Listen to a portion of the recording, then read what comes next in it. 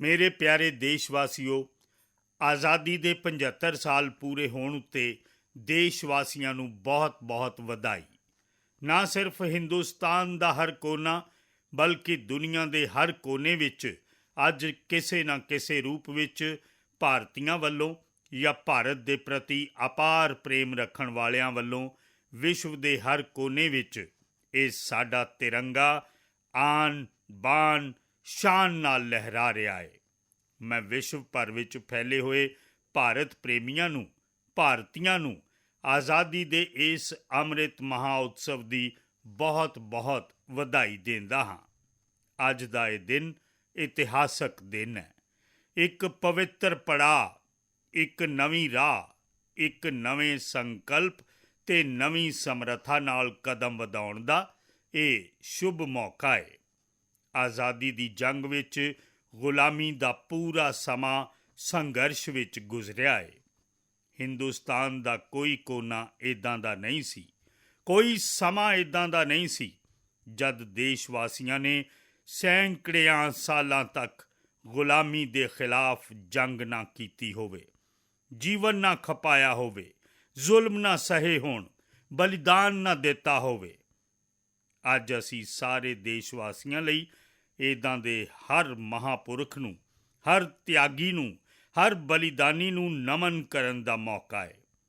ਉਹਨਾਂ ਦਾ ਕਰਜ਼ ਸਵੀਕਾਰਨ ਦਾ ਮੌਕਾ ਹੈ ਅਤੇ ਉਹਨਾਂ ਨੂੰ ਯਾਦ ਕਰਦਿਆਂ ਹੋਇਆਂ ਉਹਨਾਂ ਦੇ ਸੁਪਨਿਆਂ ਨੂੰ ਜਲਦੀ ਤੋਂ ਜਲਦੀ ਪੂਰਾ ਕਰਨ ਦਾ ਸੰਕਲਪ ਲੈਣ ਦਾ ਵੀ ਮੌਕਾ ਹੈ।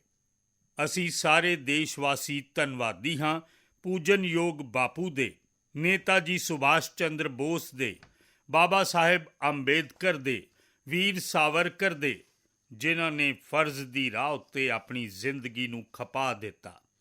ਫਰਜ਼ ਦਾ ਰਸਤਾ ਹੀ ਉਹਨਾਂ ਦੀ ਜ਼ਿੰਦਗੀ ਦਾ ਰਸਤਾ ਰਿਹਾ। ਇਹ ਦੇਸ਼ ਧੰਨਵਾਦੀ ਹੈ ਮੰਗਲ ਪਾਂਡੇ, ਤਾਂਤਿਆ ਟੋਪੇ, ਭਗਤ ਸਿੰਘ, ਸੁਖਦੇਵ, ਰਾਜਗੁਰੂ, ਚੰਦਰ ਸ਼ੇਖਰ ਆਜ਼ਾਦ, ਅਸ਼ਫਾਕ ਉੱਲਾ ਖਾਨ, ਰਾਮ ਪ੍ਰਸਾਦ ਬਿਸਮਿਲ, ਅਣਗਿਣਤ ਇੱਦਾਂ ਦੇ ਸਾਡੇ ਕ੍ਰਾਂਤੀ ਵੀਰਾਂ ਨੇ ਅੰਗਰੇਜ਼ਾਂ ਦੀ ਹਕੂਮਤ ਦੀ ਨੀਂਹ ਹਿਲਾ ਦਿੱਤੀ ਸੀ। ਇਹ ਰਾਸ਼ਟਰ ਧੰਨਵਾਦੀ ਹੈ ਉਹਨਾਂ ਵੀਰਾਂਗਨਾਵਾਂ ਲਈ, ਰਾਣੀ ਲਕਸ਼ਮੀ ਬਾਈ ਹੋਵੇ, ਝਲਕਾਰੀ ਬਾਈ, ਦੁਰਗਾ ਭਾਬੀ, ਰਾਣੀ ਗਾਏ ਦਿਨਲਿਊ, ਰਾਣੀ ਚੇਨੰਮਾ, ਬੇਗਮ ਹਜ਼ਰਤ ਮਹਿਲ, ਵੇਲੂ ਨਾਚਿਆਰ। ਭਾਰਤ ਦੀ ਨਾਰੀ ਸ਼ਕਤੀ ਕੀ ਹੁੰਦੀ ਹੈ? ਭਾਰਤ ਦੀ ਨਾਰੀ ਸ਼ਕਤੀ ਦਾ ਸੰਕਲਪ ਕੀ ਹੁੰਦਾ ਹੈ? ਭਾਰਤ ਦੀ ਨਾਰੀ ਤਿਆਗ ਤੇ ਬਲੀਦਾਨ ਦੇ ਸਿਖਰ ਤੱਕ ਪਹੁੰਚ ਸਕਦੀ ਹੈ। ਇੱਦਾਂ ਦੀਆਂ ਅਣਗਿਣਤ ਵੀਰਾਂਗਨਾਵਾਂ ਨੂੰ ਯਾਦ ਕਰਦਿਆਂ ਹੋਇਆਂ ਹਰ ਹਿੰਦੁਸਤਾਨੀ ਮਾਣ ਨਾਲ ਭਰ ਜਾਂਦਾ ਹੈ।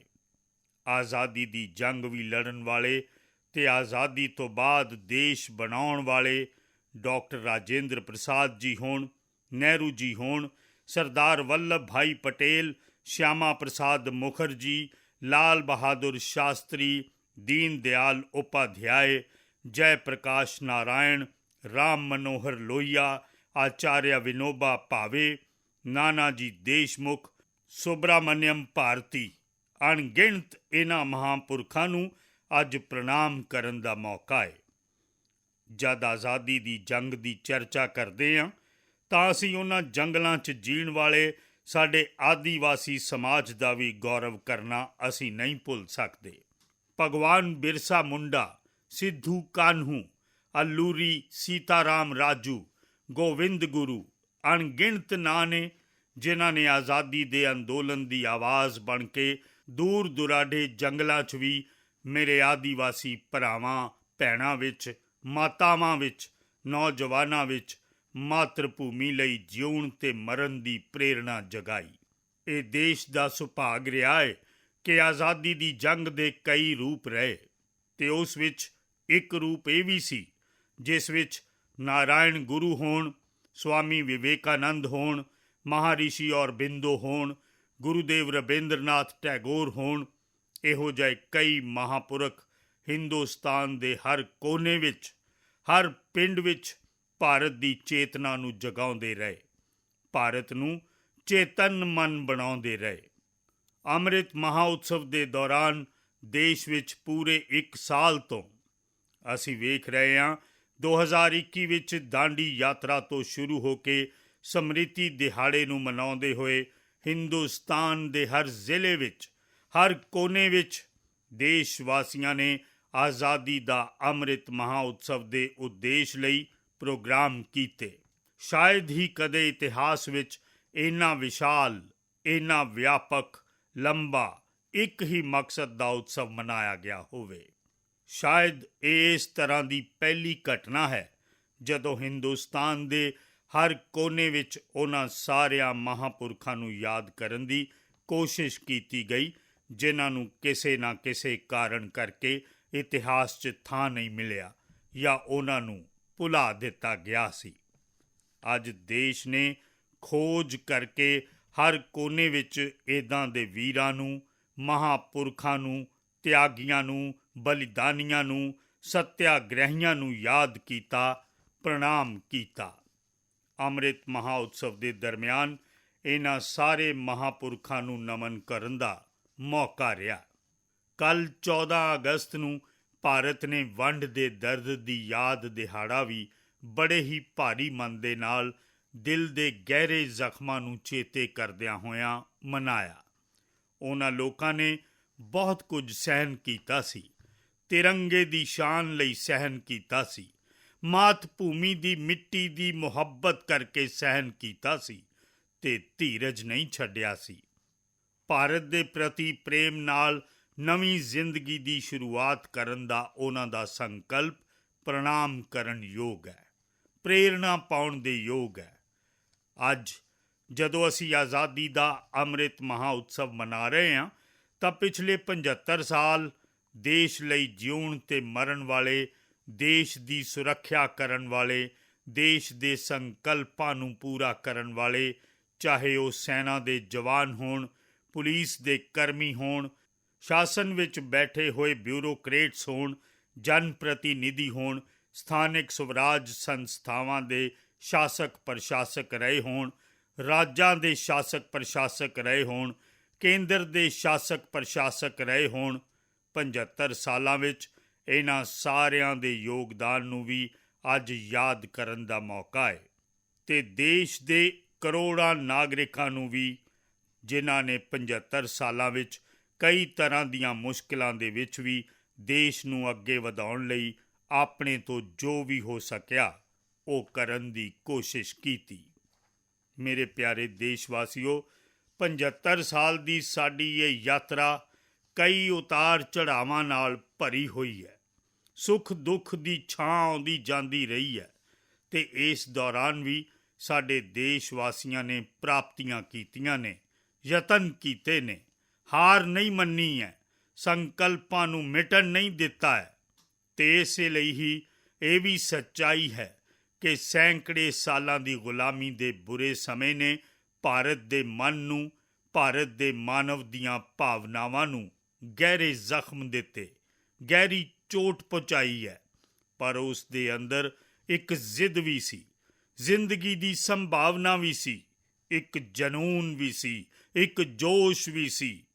ਉਸ ਦੇ ਕਾਰਨ ਕਮੀਆਂ ਦੇ ਵਿੱਚ ਵੀ, ਮਖੌਲ ਦੇ ਵਿੱਚ ਵੀ, ਤੇ ਜਦੋਂ ਆਜ਼ਾਦੀ ਦੀ ਜੰਗ ਦਾ ਆਖਰੀ ਚਰਨ ਸੀ ਤਾਂ ਦੇਸ਼ ਨੂੰ ਡਰਾਉਣ ਲਈ, ਨਿਰਾਸ਼ ਕਰਨ ਲਈ, ਹਤਾਸ਼ ਕਰਨ ਲਈ ਸਾਰੀਆਂ ਕੋਸ਼ਿਸ਼ਾਂ ਕੀਤੀਆਂ ਗਈਆਂ ਸੀ। ਜੇ ਆਜ਼ਾਦੀ ਆਈ ਤਾਂ ਅੰਗਰੇਜ਼ ਚਲੇ ਜਾਣਗੇ, ਦੇਸ਼ ਟੁੱਟ ਜਾਏਗਾ, ਅਸੀਂ ਖਿੱਲਰ ਜਾਵਾਂਗੇ, ਲੋਕ ਅੰਦਰੋਂ ਅੰਦਰ ਲੜ ਕੇ ਮਰ ਜਾਣਗੇ, ਕੁਝ ਨਹੀਂ ਰਹਿ ਜਾਏਗਾ, ਅੰਧਕਾਰ ਯੁੱਗ ਦੇ ਵਿੱਚ ਭਾਰਤ ਚਲਾ ਜਾਏਗਾ। ਪਤਾ ਨਹੀਂ ਇਹੋ ਜਿਹੇ ਕੀ ਖਦਸ਼ੇ ਜਤਾਏ ਗਏ, ਪਰ ਇਹਨਾਂ ਨੂੰ ਪਤਾ ਨਹੀਂ ਸੀ ਇਹ ਹਿੰਦੁਸਤਾਨ ਦੀ ਮਿੱਟੀ ਹੈ। ਇਸ ਮਿੱਟੀ ਵਿੱਚ ਉਹ ਤਾਕਤ ਹੈ ਜੋ ਸ਼ਾਸਕਾਂ ਤੋਂ ਵੀ ਵੱਧ ਉੱਪਰ ਸਮਰੱਥਾ ਤੇ ਤਾਕਤ ਦਾ ਇੱਕ ਅੰਤਰ ਪ੍ਰਭਾਵ ਲੈ ਕੇ ਜ਼ਿੰਦਾ ਰਹੀ ਹੈ, ਸਦੀਆਂ ਤੱਕ ਜ਼ਿੰਦਾ ਰਹੀ ਹੈ ਤੇ ਉਸੇ ਦਾ ਨਤੀਜਾ ਅਸੀਂ ਕੀ ਕੁਝ ਨਹੀਂ ਸਹਿਆ। ਕਦੇ ਅੰਨ ਦਾ ਸੰਕਟ ਰਿਹਾ, ਕਦੇ ਜੰਗ ਦੇ ਸ਼ਿਕਾਰ ਹੋ ਗਏ, ਆਤੰਕਵਾਦ ਨੇ ਰਾਹਾਂ ਵਿੱਚ ਚੁਣੌਤੀਆਂ ਪੈਦਾ ਕੀਤੀਆਂ, ਨਿਰਦੋਸ਼ ਨਾਗਰਿਕਾਂ ਨੂੰ ਮੌਤ ਦੇ ਘਾਟ ਉਤਾਰ ਦਿੱਤਾ ਗਿਆ, ਛਦਮ ਯੁੱਧ ਚੱਲਦੇ ਰਹੇ, ਕੁਦਰਤੀ ਆਫਤਾਂ ਆਉਂਦੀਆਂ ਰਹੀਆਂ, ਸਫਲਤਾ ਅਸਫਲਤਾ, ਆਸ਼ਾ ਨਿਰਾਸ਼ਾ, ਪਤਾ ਨਹੀਂ ਕਿੰਨੇ ਪੜਾਅ ਏ, ਪਰ ਇਹਨਾਂ ਪੜਾਵਾਂ ਦੇ ਵਿੱਚ ਵੀ ਭਾਰਤ ਅੱਗੇ ਵਧਦਾ ਰਿਹਾ।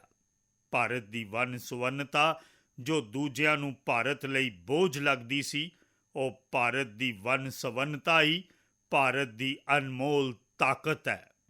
ਤਾਕਤ ਦਾ ਇੱਕ ਅਟੁੱਟ ਪ੍ਰਵਾਹ ਹੈ।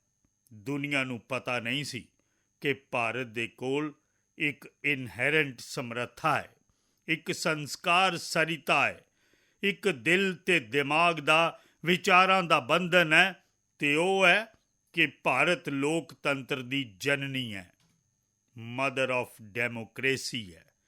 ਤੇ ਜਿਨ੍ਹਾਂ ਦੇ ਜ਼ਿਹਨ ਵਿੱਚ ਲੋਕਤੰਤਰ ਹੁੰਦਾ, ਉਹ ਜਦੋਂ ਸੰਕਲਪ ਕਰਕੇ ਚੱਲ ਪੈਂਦੇ ਨੇ, ਉਹ ਸਮਰੱਥਾ ਦੁਨੀਆ ਦੀਆਂ ਵੱਡੀਆਂ ਵੱਡੀਆਂ ਸਲਤਨਤਾਂ ਲਈ ਵੀ ਸੰਕਟ ਦਾ ਸਮਾਂ ਲੈ ਕੇ ਆਉਂਦੀ ਹੈ।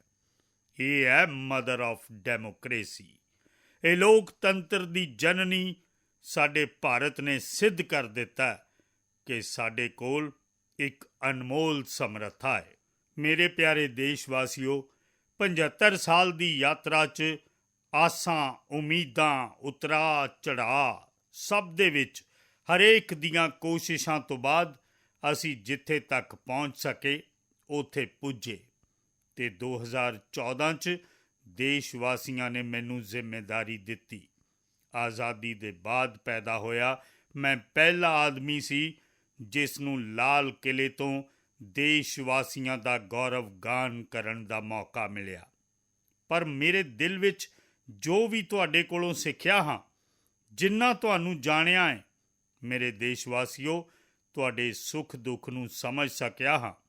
ਦੇਸ਼ ਦੀਆਂ ਆਸਾਂ, ਉਮੀਦਾਂ ਦੇ ਅੰਦਰ ਉਹ ਕਿਹੜੀ ਆਤਮਾ ਵਸਦੀ ਹੈ, ਉਸ ਨੂੰ ਜਿੰਨਾ ਮੈਂ ਸਮਝ ਸਕਿਆ, ਉਸ ਨੂੰ ਲੈ ਕੇ ਮੈਂ ਆਪਣਾ ਪੂਰਾ ਕਾਰਜਕਾਲ ਦੇਸ਼ ਦੇ ਉਹਨਾਂ ਲੋਕਾਂ ਨੂੰ ਐਨਪਾਵਰ ਕਰਨ 'ਚ ਖਪਾਇਆ।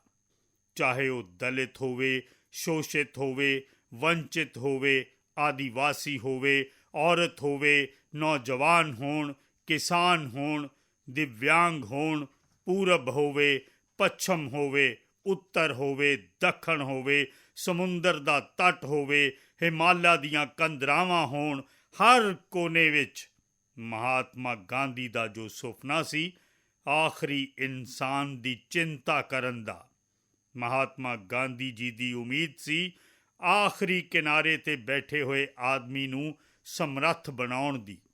ਮੈਂ ਆਪਣੇ ਆਪ ਨੂੰ ਉਸ ਲਈ ਸਮਰਪਿਤ ਕੀਤਾ ਤੇ ਉਹਨਾਂ ਉਮੀਦਾਂ ਦਾ ਨਤੀਜਾ ਹੁਣ ਆਜ਼ਾਦੀ ਦੇ ਇੰਨੇ ਦਹਾਕਿਆਂ ਦਾ ਅਨੁਭਵ। ਅੱਜ 75 ਸਾਲ ਦੇ ਬਾਅਦ ਜਦ ਅਸੀਂ ਅੰਮ੍ਰਿਤ ਕਾਲ ਵੱਲ ਕਦਮ ਰੱਖ ਰਹੇ ਹਾਂ, ਅੰਮ੍ਰਿਤ ਕਾਲ ਦੀ ਉਹ ਪਹਿਲੀ ਸਵੇਰ ਹੈ, ਉਦੋਂ ਮੈਂ ਇੱਕ ਇਸੇ ਤਰ੍ਹਾਂ ਦੀ ਸਮਰੱਥਾ ਨੂੰ ਵੇਖ ਰਿਹਾ ਹਾਂ ਤੇ ਜਿਸ ਨਾਲ ਮੈਂ ਫਖਰ ਨਾਲ ਭਰ ਜਾਂਦਾ ਹਾਂ। ਦੇਸ਼ਵਾਸੀਓ, ਮੈਂ ਅੱਜ ਦੇਸ਼ ਦਾ ਸਭ ਤੋਂ ਵੱਡਾ ਸੁਭਾਗ ਇਹ ਦੇਖ ਰਿਹਾ ਕਿ ਭਾਰਤ ਦਾ ਜਨ ਮਨ ਉਮੀਦਾਂ ਵਾਲਾ ਜਨ ਮਨ ਹੈ।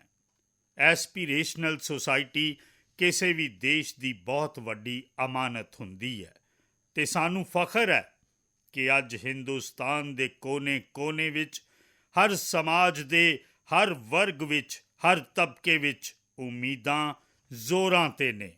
ਦੇਸ਼ ਦਾ ਹਰ ਨਾਗਰਿਕ ਚੀਜ਼ਾਂ ਬਦਲਣਾ ਚਾਹੁੰਦਾ ਹੈ, ਬਦਲਦੇ ਵੇਖਣਾ ਚਾਹੁੰਦਾ ਹੈ, ਪਰ ਇੰਤਜ਼ਾਰ ਕਰਨ ਨੂੰ ਤਿਆਰ ਨਹੀਂ ਹੈ। ਆਪਣੀਆਂ ਅੱਖਾਂ ਸਾਹਮਣੇ ਦੇਖਣਾ ਚਾਹੁੰਦਾ ਹੈ, ਫਰਜ਼ ਨਾਲ ਜੁੜ ਕੇ ਕਰਨਾ ਚਾਹੁੰਦਾ ਹੈ। ਉਹ ਗਤੀ ਚਾਹੁੰਦਾ ਹੈ, ਤਰੱਕੀ ਚਾਹੁੰਦਾ ਹੈ।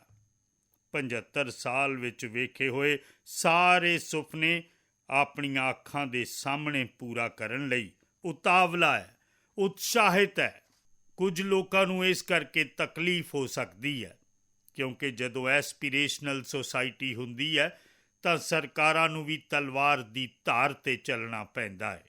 ਸਰਕਾਰਾਂ ਨੂੰ ਵੀ ਸਮੇਂ ਦੇ ਨਾਲ ਭੱਜਣਾ ਪੈਂਦਾ ਹੈ ਤੇ ਮੈਨੂੰ ਭਰੋਸਾ ਹੈ ਕਿ ਚਾਹੇ ਕੇਂਦਰ ਸਰਕਾਰ ਹੋਵੇ, ਰਾਜ ਸਰਕਾਰ ਹੋਵੇ, ਸਥਾਨਕ ਸਵਰਾਜ ਦੀਆਂ ਸੰਸਥਾਵਾਂ ਹੋਣ, ਕਿਸੇ ਵੀ ਤਰ੍ਹਾਂ ਦੀ ਸ਼ਾਸਨ ਵਿਵਸਥਾ ਕਿਉਂ ਨਾ ਹੋਏ, ਹਰ ਕਿਸੇ ਨੂੰ ਇਸ ਐਸਪੀਰੇਸ਼ਨਲ ਸੁਸਾਇਟੀ ਨੂੰ ਐਡਰੈਸ ਕਰਨਾ ਹੀ ਪਏਗਾ। ਉਹਨਾਂ ਦੀਆਂ ਉਮੀਦਾਂ ਦੇ ਲਈ ਅਸੀਂ ਜ਼ਿਆਦਾ ਇੰਤਜ਼ਾਰ ਨਹੀਂ ਕਰ ਸਕਦੇ।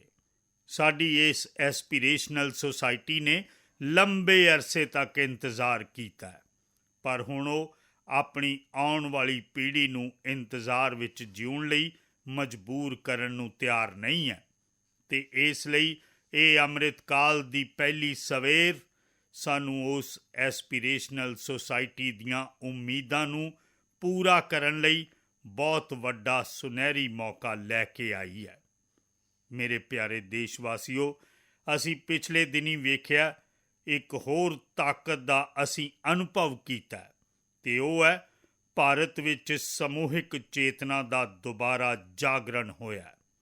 ਇੱਕ ਸਮੂਹਿਕ ਚੇਤਨਾ ਦਾ ਪੁਨਰ ਜਾਗਰਣ ਆਜ਼ਾਦੀ ਦੇ ਇੰਨੇ ਸੰਘਰਸ਼ ਵਿੱਚ ਜੋ ਅੰਮ੍ਰਿਤ ਸੀ ਉਸ ਨੂੰ ਸੰਜੋਇਆ ਜਾ ਰਿਹਾ ਹੈ, ਇਕੱਠਾ ਹੋ ਰਿਹਾ ਹੈ, ਸੰਕਲਪ ਵਿੱਚ ਪਰਿਵਰਤਿਤ ਹੋ ਰਿਹਾ ਹੈ, ਯਤਨਾਂ ਦਾ ਸਿਖਰ ਜੁੜ ਰਿਹਾ ਹੈ ਅਤੇ ਸਿੱਧੀ ਦਾ ਰਾਹ ਨਜ਼ਰ ਆ ਰਿਹਾ ਹੈ।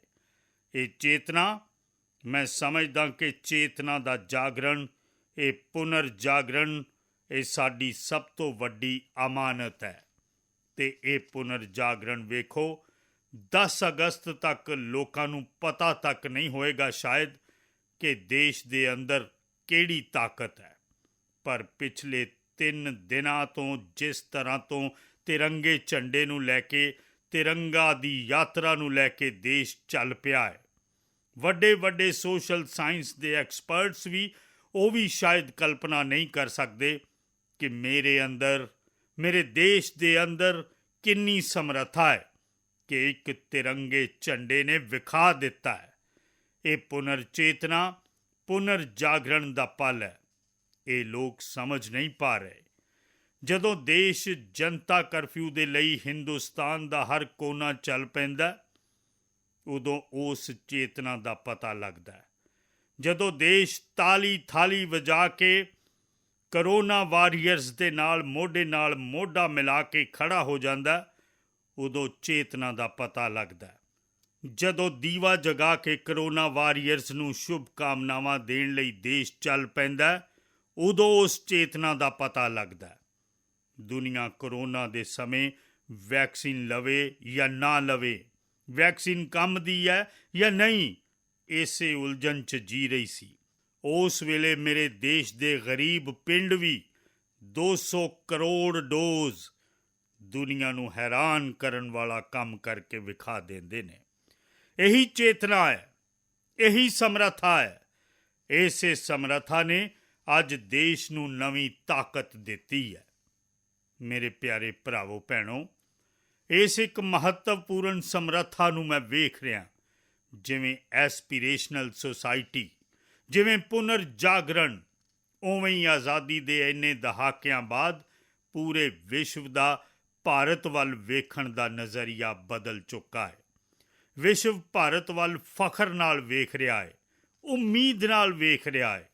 ਮੁਸ਼ਕਿਲਾਂ ਦਾ ਹੱਲ ਭਾਰਤ ਦੀ ਧਰਤੀ ਉੱਤੇ ਦੁਨੀਆ ਲੱਭਣ ਲੱਗੀ ਹੈ। ਦੋਸਤੋ, ਵਿਸ਼ਵ ਦਾ ਇਹ ਬਦਲਾਅ, ਵਿਸ਼ਵ ਦੀ ਸੋਚ ਵਿੱਚ ਇਹ ਬਦਲਾਅ 75 ਸਾਲ ਦੀ ਸਾਡੀ ਅਨੁਭਵ ਯਾਤਰਾ ਦਾ ਨਤੀਜਾ ਹੈ।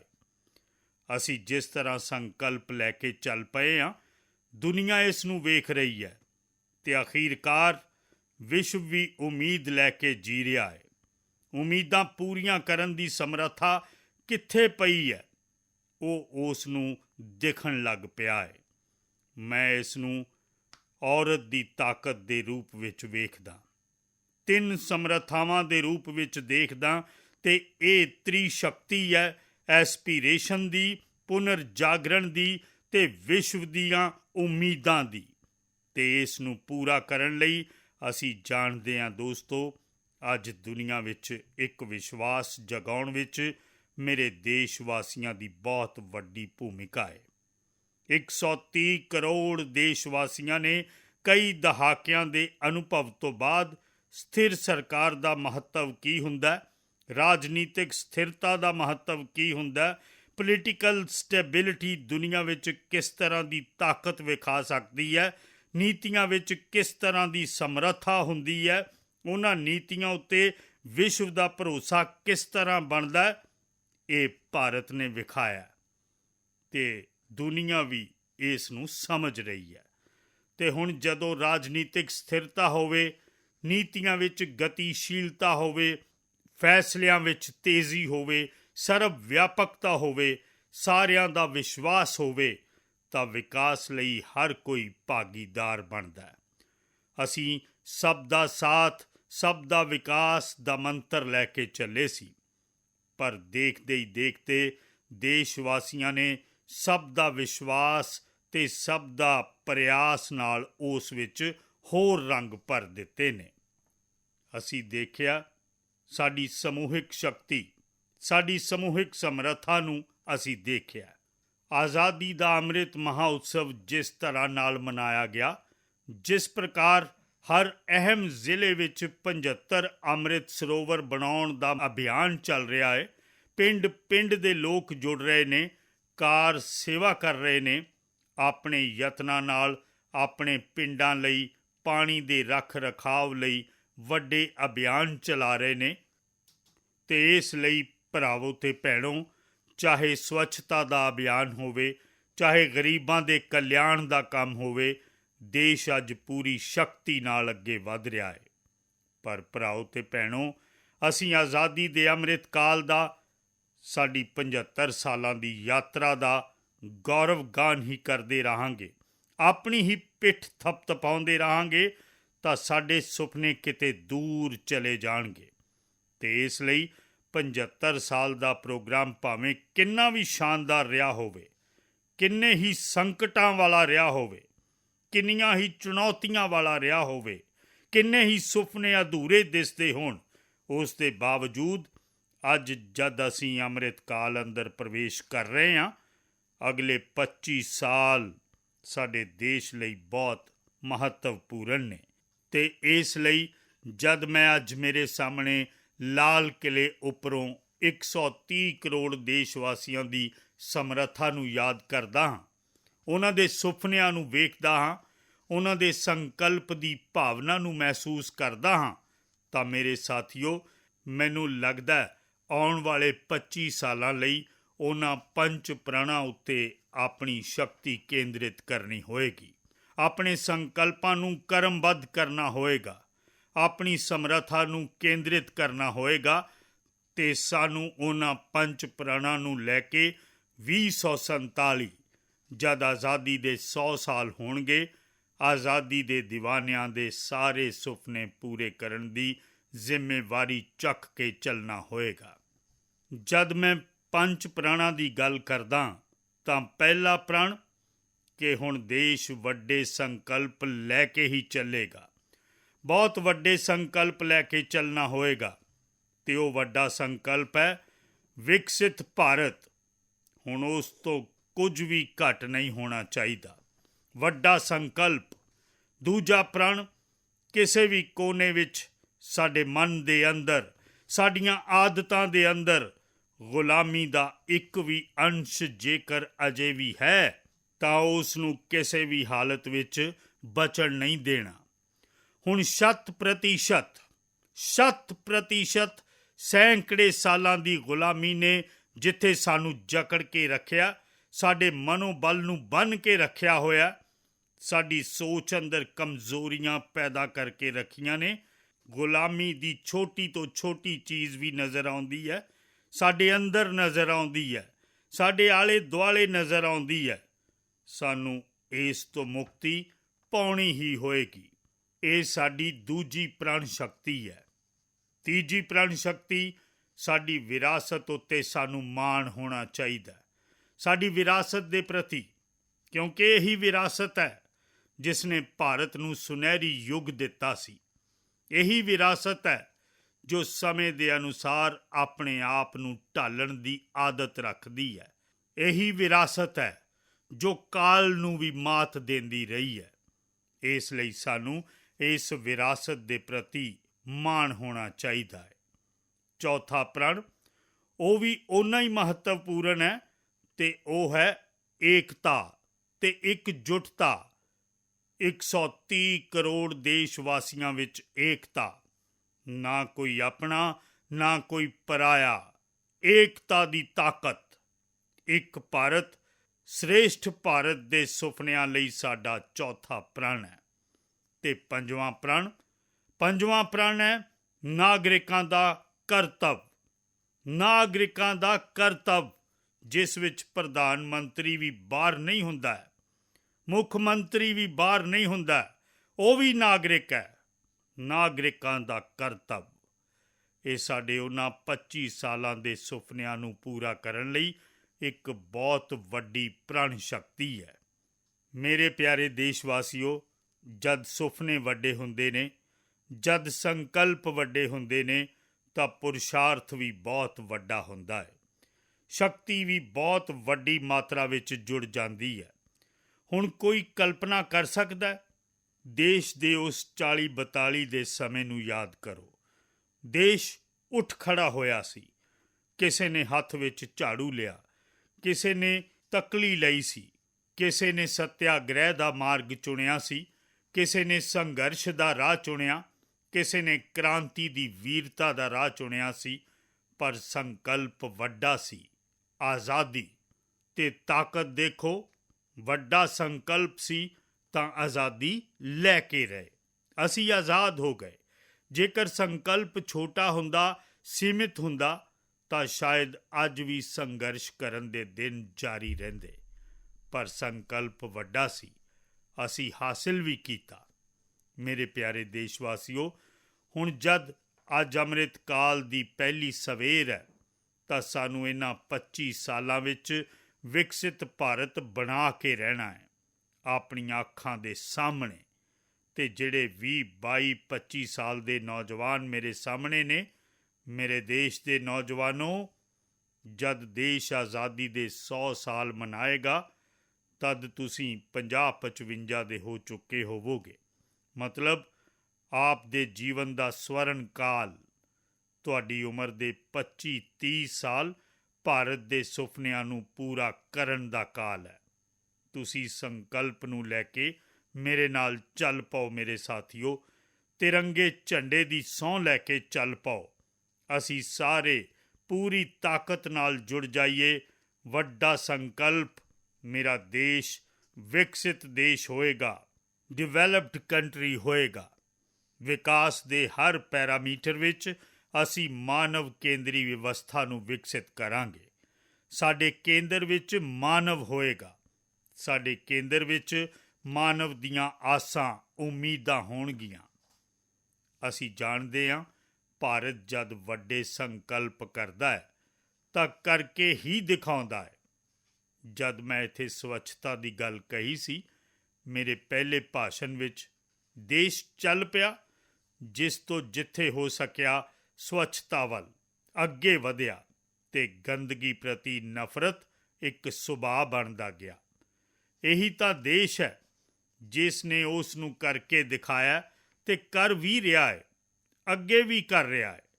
ਇਹੀ ਤਾਂ ਦੇਸ਼ ਹੈ ਜਿਸ ਨੇ ਵੈਕਸੀਨੇਸ਼ਨ, ਦੁਨੀਆ ਦੁਵਿਧਾ ਵਿੱਚ ਸੀ, 200 ਕਰੋੜ ਦਾ ਟੀਚਾ ਪਾਰ ਕਰ ਲਿਆ, ਸਮੇਂ ਦੀ ਸੀਮਾ ਵਿੱਚ ਕਰ ਲਿਆ, ਪੁਰਾਣੇ ਸਾਰੇ ਰਿਕਾਰਡ ਤੋੜ ਕੇ ਕਰ ਲਿਆ। ਇਹ ਦੇਸ਼ ਕਰ ਸਕਦਾ ਹੈ।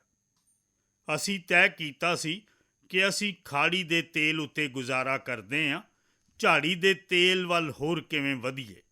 10% ਈਥੇਨੋਲ ਬਲੈਂਡਿੰਗ ਦਾ ਸੁਪਨਾ ਵੱਡਾ ਲੱਗਦਾ ਸੀ।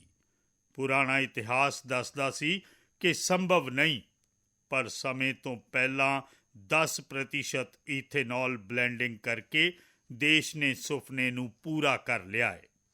ਭਰਾਓ ਤੇ ਭੈਣੋ, 2.5 ਕਰੋੜ ਲੋਕਾਂ ਨੂੰ ਇੰਨੇ ਘੱਟ ਸਮੇਂ ਵਿੱਚ ਬਿਜਲੀ ਕਨੈਕਸ਼ਨ ਪਹੁੰਚਾਉਣਾ ਛੋਟਾ ਕੰਮ ਨਹੀਂ ਸੀ। ਦੇਸ਼ ਨੇ ਕਰਕੇ ਦਿਖਾਇਆ।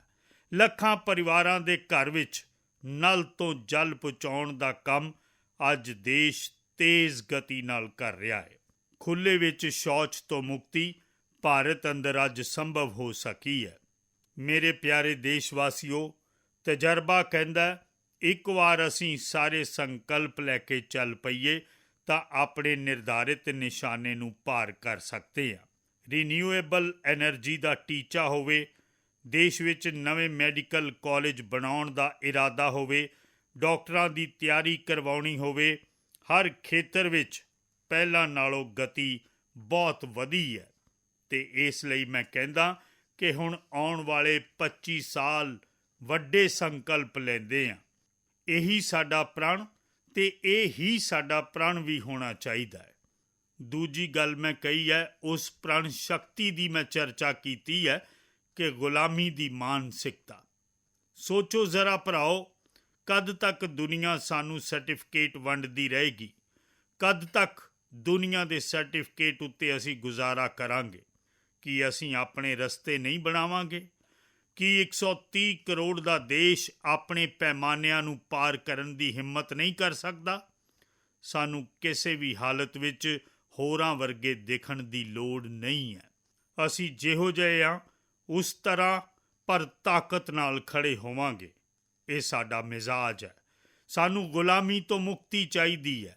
ਸਾਡੇ ਮਨ ਦੇ ਅੰਦਰ ਦੂਰ ਦੂਰ 7 ਸਮੁੰਦਰਾਂ ਦੇ ਹੇਠਾਂ ਵੀ ਗੁਲਾਮੀ ਦਾ ਤੱਤ ਨਹੀਂ ਬਚਿਆ ਰਹਿਣਾ ਚਾਹੀਦਾ। ਅਤੇ ਮੈਂ ਉਮੀਦ ਕਰਦਾ ਜਿਸ ਪ੍ਰਕਾਰ ਨਵੀਂ ਰਾਸ਼ਟਰੀ ਸਿੱਖਿਆ ਨੀਤੀ ਬਣੀ ਹੈ, ਜਿਸ ਮੰਥਨ ਨਾਲ ਬਣੀ ਹੈ, ਕੋਟੀ ਕੋਟੀ ਲੋਕਾਂ ਦੇ ਵਿਚਾਰ ਪ੍ਰਵਾਹ ਨੂੰ ਇਕੱਠੇ ਕਰਕੇ ਬਣੀ ਹੈ ਅਤੇ ਭਾਰਤ ਦੀ ਧਰਤੀ ਦੀ ਜ਼ਮੀਨ ਨਾਲ ਜੁੜੀ ਹੋਈ ਸਿੱਖਿਆ ਨੀਤੀ ਬਣੀ ਹੈ। ਰਸ-ਕਸ ਸਾਡੀ ਧਰਤੀ ਦੇ ਮਿਲੇ ਨੇ। ਅਸੀਂ ਜਿਹੜੇ ਕੌਸ਼ਲ ਉੱਪਰ ਜ਼ੋਰ ਦਿੱਤਾ ਹੈ, ਇਹ ਇੱਕ ਅਜਿਹੀ ਸਮਰੱਥਾ ਹੈ ਜੋ ਸਾਨੂੰ ਗੁਲਾਮੀ ਤੋਂ ਮੁਕਤੀ ਦੀ ਤਾਕਤ ਦੇਵੇਗੀ। ਅਸੀਂ ਦੇਖਿਆ ਕਦੇ-ਕਦੇ ਤਾਂ ਸਾਡਾ ਟੈਲੈਂਟ ਭਾਸ਼ਾ ਦੇ ਬੰਧਨਾਂ ਵਿੱਚ ਬੱਝ ਜਾਂਦਾ ਹੈ। ਇਹ ਗੁਲਾਮੀ ਦੀ ਮਾਨਸਿਕਤਾ ਦਾ ਨਤੀਜਾ ਹੈ। ਸਾਨੂੰ ਸਾਡੇ ਦੇਸ਼ ਦੀ ਹਰ ਭਾਸ਼ਾ ਉੱਤੇ ਮਾਣ ਹੋਣਾ ਚਾਹੀਦਾ ਹੈ। ਸਾਨੂੰ ਭਾਸ਼ਾ ਆਉਂਦੀ ਹੋਵੇ ਜਾਂ ਨਾ ਆਉਂਦੀ ਹੋਵੇ, ਇਹ ਮੇਰੇ ਦੇਸ਼ ਦੀ ਭਾਸ਼ਾ ਹੈ। ਮੇਰੇ ਪੁਰਖਿਆਂ ਨੇ ਜੋ ਦੁਨੀਆ ਨੂੰ ਦਿੱਤੀ, ਇਹ ਉਹ ਭਾਸ਼ਾ ਹੈ। ਸਾਨੂੰ ਇਸ 'ਤੇ ਮਾਣ ਹੋਣਾ ਚਾਹੀਦਾ ਹੈ। ਮੇਰੇ ਸਾਥੀਓ, ਅੱਜ ਡਿਜੀਟਲ ਇੰਡੀਆ ਦਾ ਰੂਪ ਅਸੀਂ ਦੇਖ ਰਹੇ ਹਾਂ, ਸਟਾਰਟਅਪ ਦੇਖ ਰਹੇ ਹਾਂ। ਕੌਣ ਲੋਕ ਨੇ? ਇਹ ਉਹ ਟੈਲੈਂਟ ਹੈ। ਟੀਅਰ 2 ਟੀਅਰ 3 ਸਿਟੀ ਵਿੱਚ, ਕਿਸੇ ਪਿੰਡ ਵਿੱਚ, ਕਿਸੇ ਗਰੀਬ ਪਰਿਵਾਰ ਵਿੱਚ ਵਸੇ ਹੋਏ ਲੋਕ ਨੇ। ਇਹ ਸਾਡੇ ਨੌਜਵਾਨ ਜੋ ਅੱਜ ਨਵੀਆਂ ਖੋਜਾਂ ਦੇ ਨਾਲ ਦੁਨੀਆ ਦੇ ਸਾਹਮਣੇ ਆ ਰਹੇ ਨੇ। ਗੁਲਾਮੀ ਦੀ ਮਾਨਸਿਕਤਾ ਨੂੰ ਤਿਲਾਂਜਲੀ ਦੇਣੀ ਪਏਗੀ। ਆਪਣੀ ਸਮਰੱਥਾ ਉੱਤੇ ਭਰੋਸਾ ਕਰਨਾ ਹੋਏਗਾ। ਦੂਜੀ ਇੱਕ ਗੱਲ ਜੋ ਮੈਂ ਕਹੀ ਹੈ, ਤੀਸਰੀ ਪ੍ਰਣ ਸ਼ਕਤੀ ਦੀ ਗੱਲ ਹੈ, ਉਹ ਹੈ ਸਾਡੀ ਵਿਰਾਸਤ ਉੱਤੇ ਸਾਨੂੰ ਮਾਣ ਹੋਣਾ ਚਾਹੀਦਾ। ਜਦੋਂ ਅਸੀਂ ਆਪਣੀ ਧਰਤੀ ਨਾਲ ਜੁੜਾਂਗੇ ਤਾਂ ਹੀ ਉੱਚਾ ਉੱਡਾਂਗੇ, ਅਤੇ ਜਦੋਂ ਅਸੀਂ ਉੱਚਾ ਉੱਡਾਂਗੇ ਤਾਂ ਅਸੀਂ ਵਿਸ਼ਵ ਨੂੰ ਸਮਾਧਾਨ ਦੇ ਸਕਾਂਗੇ। ਅਸੀਂ ਦੇਖਿਆ ਜਦ ਅਸੀਂ ਆਪਣੀਆਂ ਚੀਜ਼ਾਂ ਉੱਤੇ ਮਾਣ ਕਰਦੇ ਹਾਂ। ਅੱਜ ਦੁਨੀਆ ਹੋਲਿਸਟਿਕ ਹੈਲਥ ਕੇਅਰ ਦੀ ਚਰਚਾ ਕਰ ਰਹੀ ਹੈ, ਪਰ ਜਦ ਹੋਲਿਸਟਿਕ ਹੈਲਥ ਕੇਅਰ ਦੀ ਚਰਚਾ ਕਰਦੀ ਹੈ ਤਾਂ ਉਸ ਦੀ ਨਜ਼ਰ ਭਾਰਤ ਦੇ ਯੋਗ ਉੱਤੇ ਜਾਂਦੀ ਹੈ, ਭਾਰਤ ਦੇ ਆਯੁਰਵੇਦ ਉੱਤੇ ਜਾਂਦੀ ਹੈ, ਭਾਰਤ ਦੇ ਹੋਲਿਸਟਿਕ ਲਾਈਫ ਸਟਾਈਲ 'ਤੇ ਜਾਂਦੀ ਹੈ। ਇਹ ਸਾਡੀ ਵਿਰਾਸਤ ਹੈ ਜੋ ਅਸੀਂ ਦੁਨੀਆ ਨੂੰ ਦੇ ਰਹੇ ਹਾਂ। ਦੁਨੀਆ ਅੱਜ ਉਸ ਤੋਂ ਪ੍ਰਭਾਵਿਤ ਹੋ ਰਹੀ ਹੈ ਅਤੇ ਸਾਡੀ ਤਾਕਤ ਦੇਖੋ। ਅਸੀਂ ਉਹ ਲੋਕ ਹਾਂ ਜੋ ਕੁਦਰਤ ਨਾਲ ਜੀਣਾ ਜਾਣਦੇ ਹਾਂ, ਕੁਦਰਤ ਨੂੰ ਪ੍ਰੇਮ ਕਰਨਾ ਜਾਣਦੇ ਹਾਂ। ਅੱਜ ਵਿਸ਼ਵ ਵਾਤਾਵਰਣ ਦੀ ਸਮੱਸਿਆ ਨਾਲ ਜੂਝ ਰਿਹਾ ਹੈ। ਸਾਡੇ ਕੋਲ ਉਹ ਵਿਰਾਸਤ ਹੈ। ਗਲੋਬਲ ਵਾਰਮਿੰਗ ਦੀਆਂ ਸਮੱਸਿਆਵਾਂ ਦੇ ਸਮਾਧਾਨ ਦਾ ਰਸਤਾ ਸਾਡੇ ਕੋਲ ਹੈ, ਜੋ ਸਾਡੇ ਸਿਆਣਿਆਂ ਨੇ ਸਾਨੂੰ ਦਿੱਤਾ ਹੋਇਆ ਹੈ। ਜਦ ਅਸੀਂ ਲਾਈਫ ਸਟਾਈਲ ਦੀ ਗੱਲ ਕਰਦੇ ਹਾਂ, ਐਨਵਾਇਰਨਮੈਂਟ ਫਰੈਂਡਲੀ ਲਾਈਫ ਸਟਾਈਲ ਦੀ ਗੱਲ ਕਰਦੇ ਹਾਂ, ਜਦ ਅਸੀਂ ਲਾਈਫ ਮਿਸ਼ਨ ਦੀ ਗੱਲ ਕਰਦੇ ਹਾਂ, ਤਾਂ ਦੁਨੀਆ ਦਾ ਧਿਆਨ ਖਿੱਚਦੇ ਹਾਂ। ਸਾਡੇ ਕੋਲ ਇਹ ਸਮਰੱਥਾ ਹੈ। ਸਾਡਾ ਮੋਟਾ ਝੋਨਾ, ਮਿਲਟ, ਸਾਡੇ ਇੱਥੇ ਤੱਕ ਘਰ ਘਰ ਦੀ ਚੀਜ਼ ਰਹੀ ਹੈ। ਇਹ ਸਾਡੀ ਵਿਰਾਸਤ ਹੈ। ਸਾਡੇ ਛੋਟੇ ਕਿਸਾਨਾਂ ਦੀ ਮਿਹਨਤ ਨਾਲ ਛੋਟੀਆਂ ਜ਼ਮੀਨਾਂ ਦੇ ਟੁਕੜਿਆਂ ਵਿੱਚ ਵਧਣ ਫੁੱਲਣ ਵਾਲਾ ਸਾਡਾ ਝੋਨਾ ਅੱਜ ਦੁਨੀਆ ਅੰਤਰਰਾਸ਼ਟਰੀ ਪੱਧਰ ਉੱਤੇ ਮਿਲਟ ਈਅਰ ਮਨਾਉਣ ਲਈ ਅੱਗੇ ਵਧ ਰਹੀ ਹੈ। ਪਰ ਸਾਡੀ ਵਿਰਾਸਤ ਉੱਤੇ, ਅਸੀਂ ਉਸ ਵਿਰਾਸਤ ਉੱਤੇ ਮਾਣ ਕਰਨਾ ਸਿੱਖੀਏ। ਸਾਡੇ ਕੋਲ ਦੁਨੀਆ ਨੂੰ ਦੇਣ ਲਈ ਬਹੁਤ ਕੁਝ ਹੈ। ਸਾਡੀਆਂ ਫੈਮਿਲੀ ਵੈਲਿਊਜ਼। ਵਿਸ਼ਵ ਵਿੱਚ ਸਮਾਜਿਕ ਤਣਾਅ ਦੀ ਜਦ ਚਰਚਾ ਹੁੰਦੀ ਹੈ, ਵਿਅਕਤੀਗਤ ਤਣਾਅ ਦੀ ਜਦ ਚਰਚਾ ਹੁੰਦੀ ਹੈ, ਤਾਂ ਲੋਕਾਂ ਨੂੰ ਯੋਗ ਨਜ਼ਰ ਆਉਂਦਾ ਹੈ। ਸਮੂਹਿਕ ਤਣਾਅ ਦੀ ਗੱਲ ਹੁੰਦੀ ਹੈ ਤਾਂ ਭਾਰਤ ਦੀ ਪਰਿਵਾਰਕ ਵਿਵਸਥਾ ਦੁਨੀਆ ਦੇਖਦੀ ਹੈ। ਸੰਯੁਕਤ ਪਰਿਵਾਰ ਦੀ ਇੱਕ ਪੂੰਜੀ ਸਦੀਆਂ ਤੋਂ ਸਾਡੀਆਂ ਮਾਤਾਵਾਂ ਭੈਣਾਂ ਦੇ ਤਿਆਗ ਬਲੀਦਾਨ ਦੇ ਕਾਰਨ ਪਰਿਵਾਰ ਨਾਮ ਦੀ ਜਿਹੜੀ ਵਿਵਸਥਾ ਵਿਕਸਿਤ ਹੋਈ, ਇਹ ਸਾਡੀ ਵਿਰਾਸਤ ਹੈ। ਇਸ ਵਿਰਾਸਤ ਉੱਤੇ ਅਸੀਂ ਮਾਣ ਕਿਵੇਂ ਨਾ ਕਰੀਏ। ਅਸੀਂ ਤਾਂ ਉਹ ਲੋਕ ਹਾਂ ਜੋ ਜੀਵ ਵਿੱਚ ਵੀ ਸ਼ਿਵ ਨੂੰ ਦੇਖਦੇ ਹਾਂ। ਅਸੀਂ ਉਹ ਲੋਕ ਹਾਂ ਜੋ ਨਰ ਵਿੱਚ ਨਾਰਾਇਣ ਨੂੰ ਦੇਖਦੇ ਹਾਂ। ਅਸੀਂ ਉਹ ਲੋਕ ਹਾਂ ਜੋ ਨਾਰੀ ਨੂੰ ਨਾਰਾਇਣੀ ਕਹਿੰਦੇ ਹਾਂ। ਅਸੀਂ ਉਹ ਲੋਕ ਹਾਂ ਜੋ ਪੌਦੇ ਅੰਦਰ ਪਰਮਾਤਮਾ ਦੇਖਦੇ ਹਾਂ। ਅਸੀਂ ਉਹ ਲੋਕ ਹਾਂ ਜੋ ਨਦੀ ਨੂੰ ਮਾਂ ਮੰਨਦੇ ਹਾਂ। ਅਸੀਂ ਉਹ ਲੋਕ ਹਾਂ ਜੋ ਹਰ ਕੰਕਰ ਵਿੱਚ ਸ਼ੰਕਰ ਨੂੰ ਦੇਖਦੇ ਹਾਂ। ਇਹ ਸਾਡੀ ਸਮਰੱਥਾ ਹੈ। ਹਰ ਨਦੀ ਵਿੱਚ ਮਾਂ ਦਾ ਰੂਪ ਦੇਖਦੇ ਹਾਂ। ਵਾਤਾਵਰਣ ਦੀ ਇੰਨੀ ਵਿਆਪਕਤਾ, ਵਿਸ਼ਾਲਤਾ, ਇਹ ਸਾਡਾ ਗੌਰਵ ਪੂਰੇ ਵਿਸ਼ਵ ਦੇ ਸਾਹਮਣੇ ਹੈ। ਜਦ ਅਸੀਂ ਮਾਣ ਕਰਾਂਗੇ ਤਾਂ ਦੁਨੀਆ ਮਾਣ ਕਰੇਗੀ। ਭਰਾਓ ਤੇ ਭੈਣੋ, ਅਸੀਂ ਉਹ ਲੋਕ ਹਾਂ ਜਿਸ ਨੇ ਦੁਨੀਆ ਨੂੰ ਵਸੁਦੈਵ ਕੁਟੁੰਬਕਮ ਦਾ ਮੰਤਰ ਦਿੱਤਾ। ਅਸੀਂ ਉਹ ਲੋਕ ਹਾਂ ਜੋ ਦੁਨੀਆ ਨੂੰ ਕਹਿੰਦੇ ਹਾਂ ਏਕਮ ਸਦ ਵਿਪਰਾ ਬਹੁਧਾ ਵਦੰਤੀ। ਅੱਜ ਜਿਹੜਾ ਹੋਲੀਅਰ ਦੈਨ ਦਾਊ ਸੰਕਟ ਚੱਲ ਰਿਹਾ, ਤੇਰੇ ਤੋਂ ਵੱਡਾ ਮੈਂ ਹਾਂ, ਇਹ ਜੋ ਤਣਾਅ ਦਾ ਕਾਰਨ ਬਣਿਆ। ਦੁਨੀਆ ਨੂੰ ਏਕਮ ਸਦ ਵਿਪਰਾ ਬਹੁਧਾ ਵਦੰਤੀ ਦਾ ਗਿਆਨ ਦੇਣ ਵਾਲੀ ਵਿਰਾਸਤ ਸਾਡੇ ਕੋਲ ਹੈ। ਜੋ ਕਹਿੰਦੇ ਨੇ ਸੱਚ ਇੱਕ ਹੈ, ਜਾਣ ਕੇ ਵੀ ਲੋਕ ਉਸ ਨੂੰ ਵੱਖ-ਵੱਖ ਤਰੀਕਿਆਂ ਨਾਲ ਕਹਿੰਦੇ ਨੇ। ਇਹ ਮਾਣ ਸਾਡਾ ਹੈ। ਅਸੀਂ ਉਹ ਲੋਕ ਹਾਂ ਜੋ ਕਹਿੰਦੇ ਨੇ ਯਤ ਪਿੰਡੇ ਤਤ ਬ੍ਰਹਮੰਡੇ। ਇੰਨੀ ਵੱਡੀ ਸੋਚ ਹੈ ਜੋ ਬ੍ਰਹਿਮੰਡ ਵਿੱਚ ਹੈ, ਉਹ ਹਰ ਜੀਵ ਮਾਤਰ ਵਿੱਚ ਹੈ। ਯਤ ਪਿੰਡੇ ਤਤ ਬ੍ਰਹਮੰਡੇ, ਇਹ ਕਹਿਣ ਵਾਲੇ ਅਸੀਂ ਲੋਕ ਹਾਂ। ਅਸੀਂ ਉਹ ਲੋਕ ਹਾਂ ਜਿਨ੍ਹਾਂ ਨੇ ਦੁਨੀਆ ਦਾ ਕਲਿਆਣ ਦੇਖਿਆ ਹੈ। ਅਸੀਂ ਜਗਤ ਕਲਿਆਣ ਤੋਂ ਜਨ ਕਲਿਆਣ ਦੇ ਪਾਂਧੀ ਰਹੇ ਹਾਂ।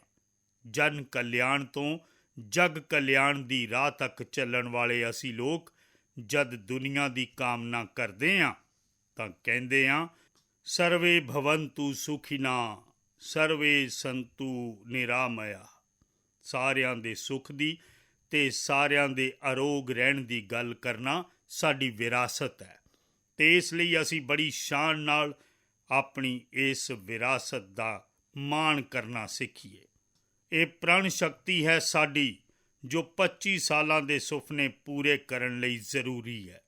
ਉਸੇ ਤਰ੍ਹਾਂ ਮੇਰੇ ਪਿਆਰੇ ਦੇਸ਼ਵਾਸੀਓ, ਇੱਕ ਹੋਰ ਮਹੱਤਵਪੂਰਨ ਵਿਸ਼ਾ ਹੈ ਏਕਤਾ, ਇਕਜੁੱਟਤਾ। ਇੰਨੇ ਵੱਡੇ ਦੇਸ਼ ਨੂੰ, ਉਸ ਵੰਨ ਸੁਵੰਨਤਾ ਨੂੰ ਅਸੀਂ ਸੈਲੀਬ੍ਰੇਟ ਕਰਨਾ ਹੈ। ਇੰਨੀਆਂ ਪਰੰਪਰਾਵਾਂ ਸਾਡੀਆਂ ਆਨ ਬਾਨ ਸ਼ਾਨ ਨੇ। ਕੋਈ ਨੀਵਾਂ ਨਹੀਂ, ਕੋਈ ਉੱਚਾ ਨਹੀਂ, ਸਭ ਬਰਾਬਰ ਨੇ। ਕੋਈ ਮੇਰਾ ਨਹੀਂ, ਕੋਈ ਪਰਾਇਆ ਨਹੀਂ, ਸਭ ਆਪਣੇ ਨੇ। ਇਹ ਭਾਵ ਏਕਤਾ ਲਈ ਬਹੁਤ ਜ਼ਰੂਰੀ ਹੈ। ਘਰ ਵਿੱਚ ਵੀ ਏਕਤਾ ਦੀ ਨੀਂਹ ਤਾਂ ਹੀ ਰੱਖੀ ਜਾਂਦੀ ਹੈ ਜਦੋਂ ਬੇਟੇ ਬੇਟੀ ਇੱਕ ਸਮਾਨ ਹੋਣ। ਜੇਕਰ ਬੇਟੇ ਬੇਟੀ ਇੱਕ ਸਮਾਨ ਨਹੀਂ ਹੋਣਗੇ ਤਾਂ ਏਕਤਾ ਦੇ ਮੰਤਰ ਨਹੀਂ ਪੁੱਗ ਸਕਦੇ। ਜੈਂਡਰ ਇਕੁਐਲਿਟੀ ਸਾਡੀ ਏਕਤਾ ਦੀ ਪਹਿਲੀ ਪੌੜੀ ਹੈ।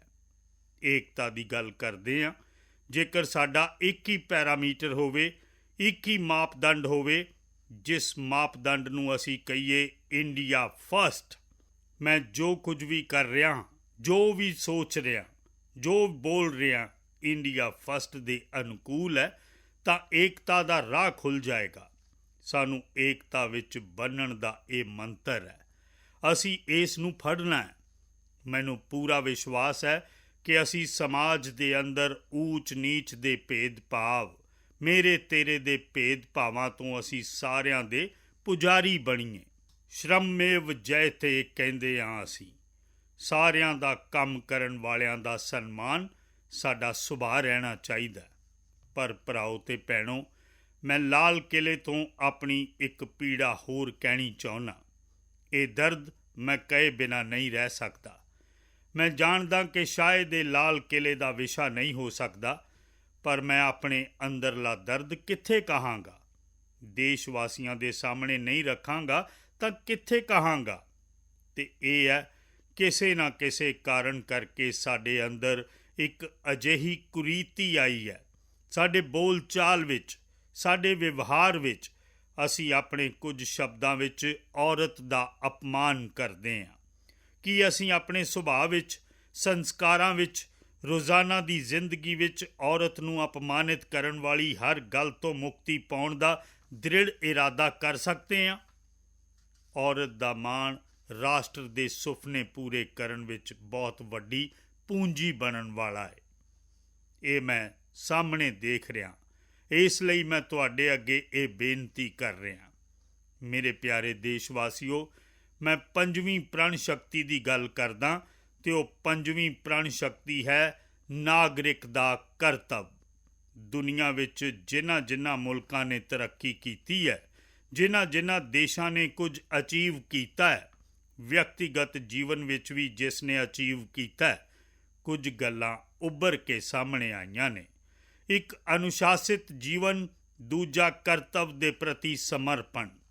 ਵਿਅਕਤੀ ਦੇ ਜੀਵਨ ਦੀ ਸਫਲਤਾ ਹੋਵੇ, ਸਮਾਜ ਦੀ ਹੋਵੇ, ਪਰਿਵਾਰ ਦੀ ਹੋਵੇ, ਰਾਸ਼ਟਰ ਦੀ ਹੋਵੇ, ਇਹ ਬੁਨਿਆਦੀ ਪ੍ਰਣ ਸ਼ਕਤੀ ਹੈ ਤੇ ਇਸ ਲਈ ਸਾਨੂੰ ਕਰਤੱਵ ਉੱਤੇ ਜ਼ੋਰ ਦੇਣਾ ਚਾਹੀਦਾ ਹੈ।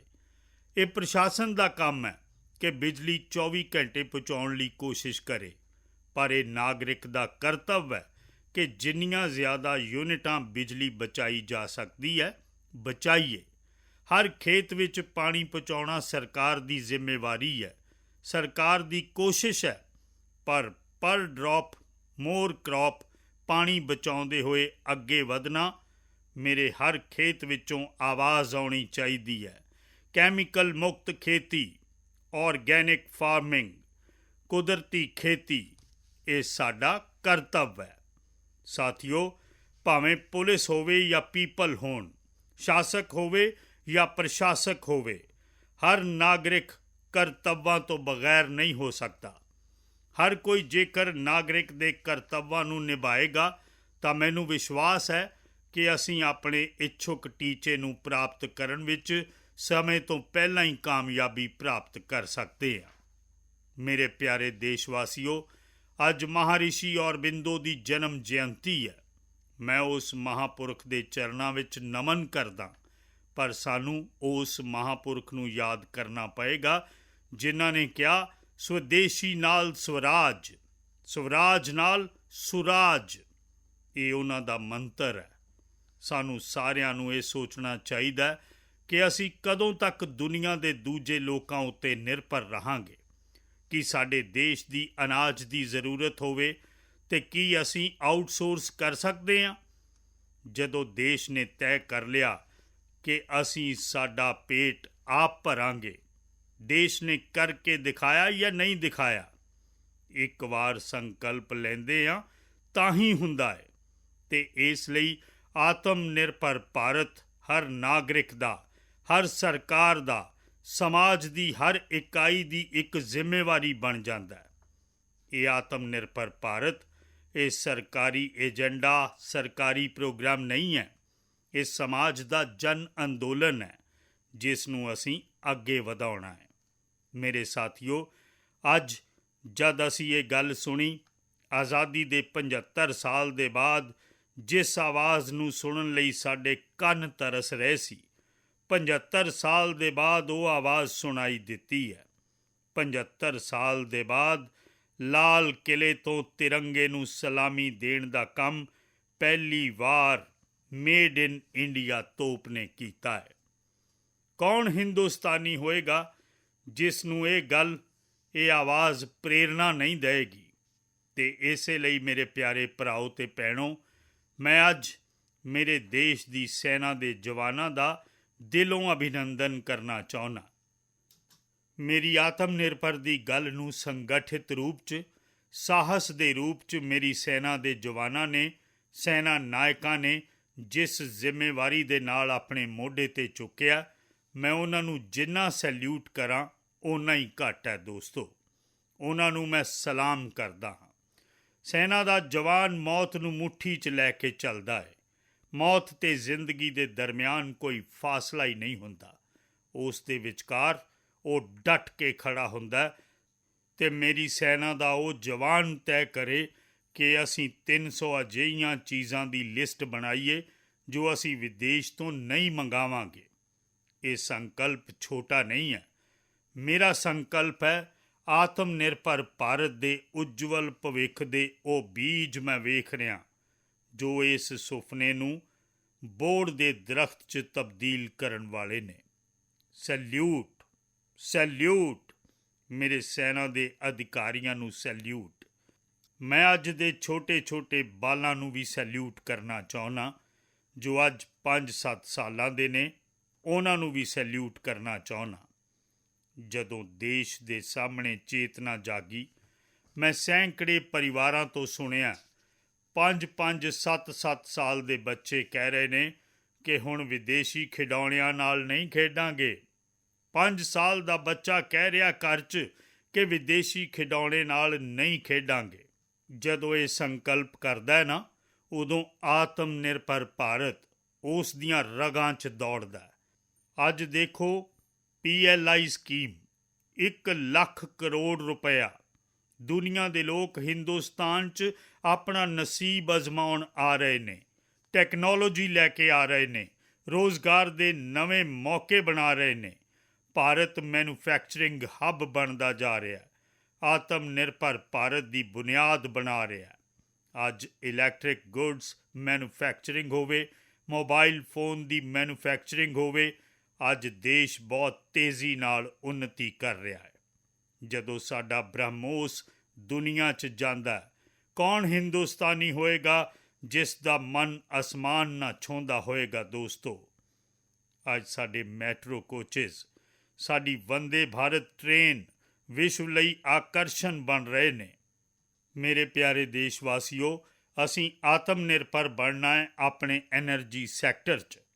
ਅਸੀਂ ਕਦੋਂ ਤੱਕ ਐਨਰਜੀ ਦੇ ਸੈਕਟਰ 'ਚ ਕਿਸੇ ਹੋਰ 'ਤੇ ਡਿਪੈਂਡੈਂਟ ਰਹਾਂਗੇ? ਅਤੇ ਸਾਨੂੰ ਸੋਲਰ ਦਾ ਖੇਤਰ ਹੋਵੇ, ਵਿੰਡ ਐਨਰਜੀ ਦਾ ਖੇਤਰ ਹੋਵੇ, ਰੀਨਿਊਏਬਲ ਦੇ ਹੋਰ ਵੀ ਜੋ ਰਸਤੇ ਹੋਣ, ਮਿਸ਼ਨ ਹਾਈਡਰੋਜਨ ਹੋਵੇ, ਬਾਇਓਫਿਊਲ ਦੀ ਕੋਸ਼ਿਸ਼ ਹੋਵੇ, ਇਲੈਕਟ੍ਰਿਕ ਵਹੀਕਲ 'ਤੇ ਜਾਣ ਦੀ ਗੱਲ ਹੋਵੇ, ਸਾਨੂੰ ਆਤਮ ਨਿਰਭਰ ਬਣ ਕੇ ਇਹਨਾਂ ਵਿਵਸਥਾਵਾਂ ਨੂੰ ਅੱਗੇ ਵਧਾਉਣਾ ਹੋਏਗਾ।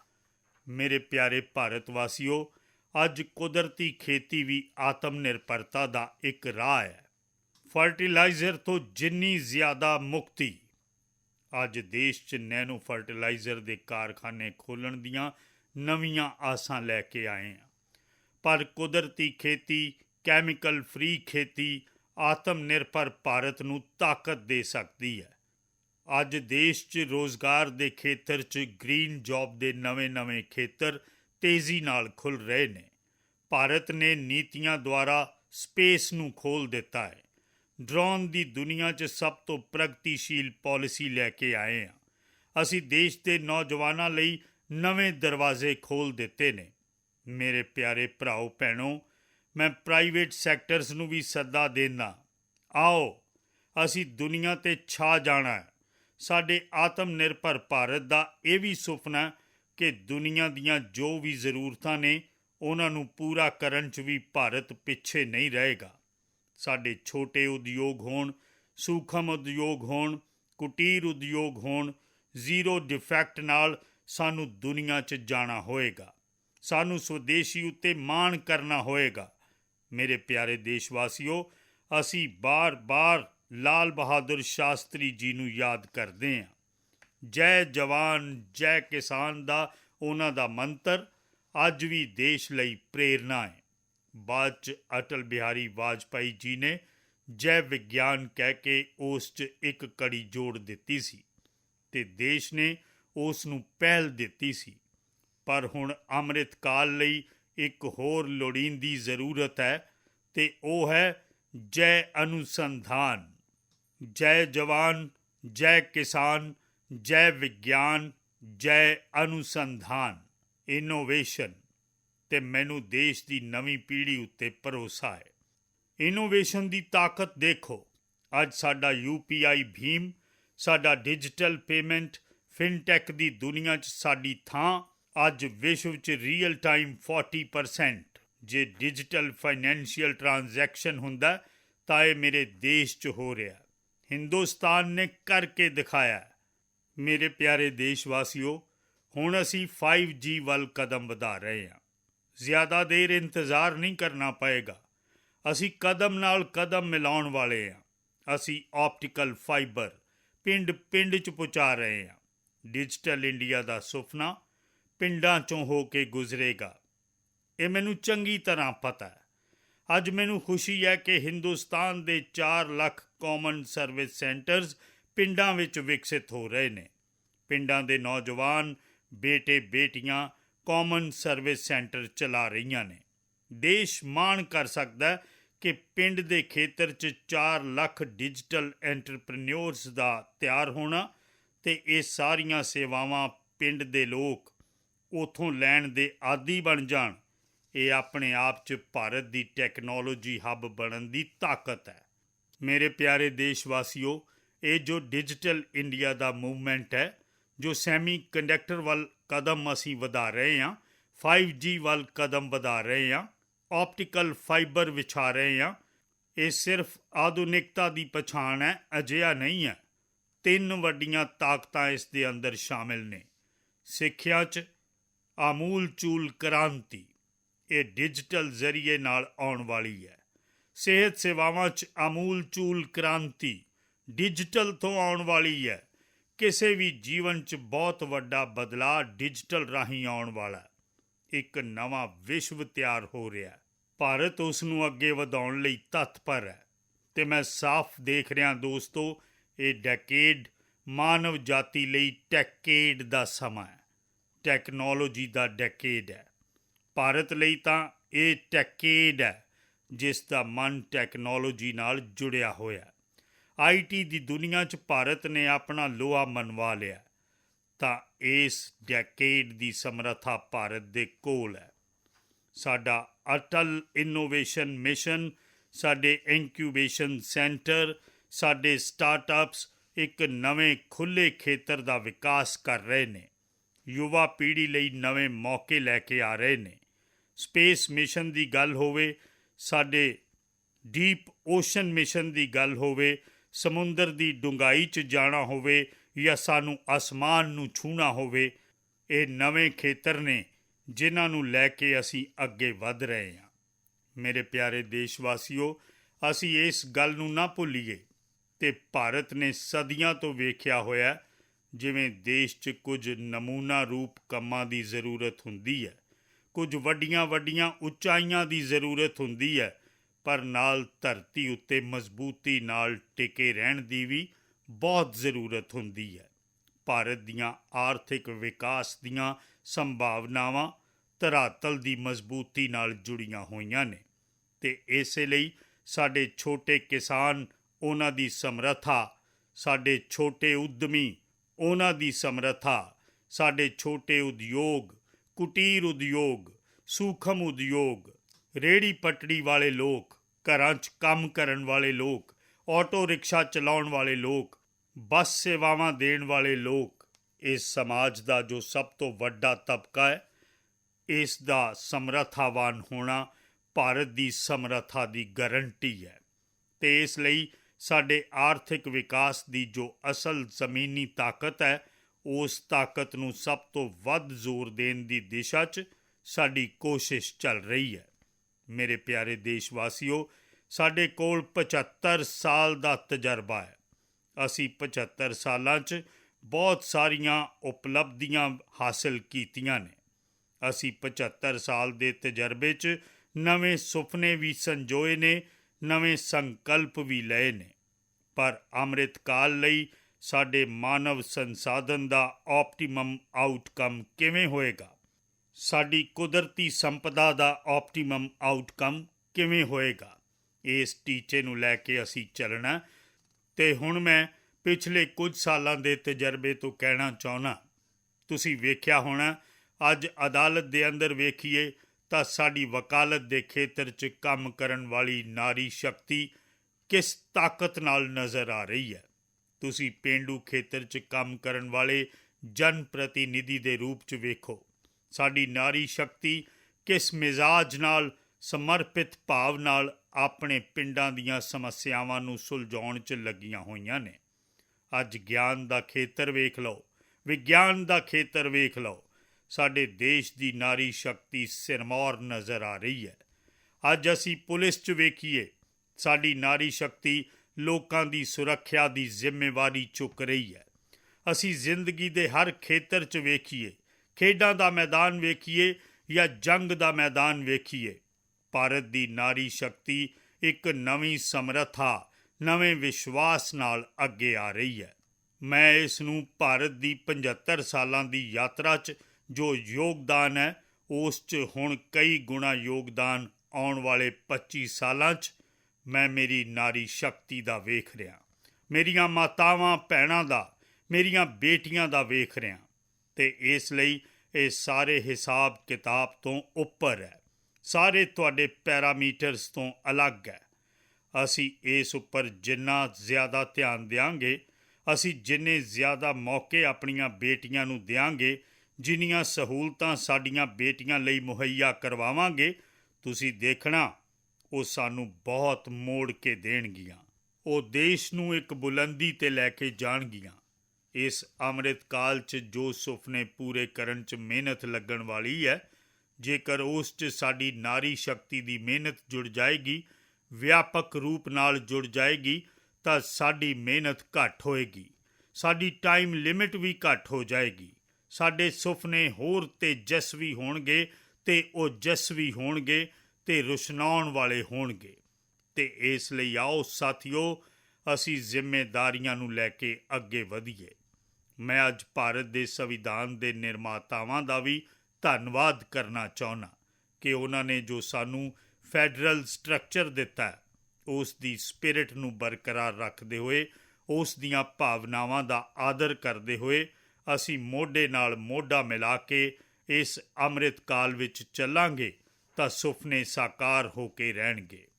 ਪ੍ਰੋਗਰਾਮ ਵੱਖਰੇ ਹੋ ਸਕਦੇ ਨੇ, ਕਾਰਜ ਸ਼ੈਲੀ ਅਲੱਗ ਹੋ ਸਕਦੀ ਹੈ, ਪਰ ਸੰਕਲਪ ਅਲੱਗ ਨਹੀਂ ਹੋ ਸਕਦੇ। ਰਾਸ਼ਟਰ ਲਈ ਸੁਪਨੇ ਵੱਖਰੇ ਨਹੀਂ ਹੋ ਸਕਦੇ। ਆਓ ਅਸੀਂ ਇੱਕ ਅਜਿਹੇ ਯੁੱਗ 'ਚ ਪ੍ਰਵੇਸ਼ ਕਰੀਏ। ਮੈਨੂੰ ਯਾਦ ਹੈ, ਜਦੋਂ ਮੈਂ ਗੁਜਰਾਤ ਦਾ ਮੁੱਖ ਮੰਤਰੀ ਸੀ, ਕੇਂਦਰ 'ਚ ਸਾਡੇ ਵਿਚਾਰ ਦੀ ਸਰਕਾਰ ਨਹੀਂ ਸੀ, ਪਰ ਮੇਰੇ ਗੁਜਰਾਤ 'ਚ ਹਰ ਥਾਂ ਉੱਤੇ ਮੈਂ ਇੱਕ ਹੀ ਮੰਤਰ ਲੈ ਕੇ ਚੱਲਦਾ ਸੀ ਕਿ ਭਾਰਤ ਦੇ ਵਿਕਾਸ ਲਈ ਗੁਜਰਾਤ ਦਾ ਵਿਕਾਸ, ਭਾਰਤ ਦਾ ਵਿਕਾਸ। ਅਸੀਂ ਕਿਤੇ ਵੀ ਹੋਈਏ, ਸਾਡੇ ਸਭ ਦੇ ਦਿਲ ਦਿਮਾਗ 'ਚ ਰਹਿਣਾ ਚਾਹੀਦਾ। ਸਾਡੇ ਦੇਸ਼ ਦੇ ਕਈ ਰਾਜ ਨੇ ਜਿਨ੍ਹਾਂ ਨੇ ਦੇਸ਼ ਨੂੰ ਅੱਗੇ ਵਧਾਉਣ 'ਚ ਬਹੁਤ ਵੱਡੀ ਭੂਮਿਕਾ ਅਦਾ ਕੀਤੀ ਹੈ, ਅਗਵਾਈ ਕੀਤੀ ਹੈ, ਕਈ ਖੇਤਰਾਂ 'ਚ ਮਿਸਾਲ ਦੇਣ ਯੋਗ ਕੰਮ ਕੀਤੇ ਨੇ। ਇਹ ਸਾਡੇ ਫੈਡਰਲਿਜ਼ਮ ਨੂੰ ਤਾਕਤ ਦਿੰਦੇ ਨੇ। ਪਰ ਅੱਜ ਸਮੇਂ ਦੀ ਮੰਗ ਹੈ ਕਿ ਸਾਨੂੰ ਕੋਆਪਰੇਟਿਵ ਫੈਡਰਲਿਜ਼ਮ ਦੇ ਨਾਲ ਕੋਆਪਰੇਟਿਵ ਕੰਪੀਟੀਟਿਵ ਫੈਡਰਲਿਜ਼ਮ ਦੀ ਲੋੜ ਹੈ। ਸਾਨੂੰ ਵਿਕਾਸ ਦੀ ਪ੍ਰਤੀਯੋਗਤਾ ਦੀ ਲੋੜ ਹੈ।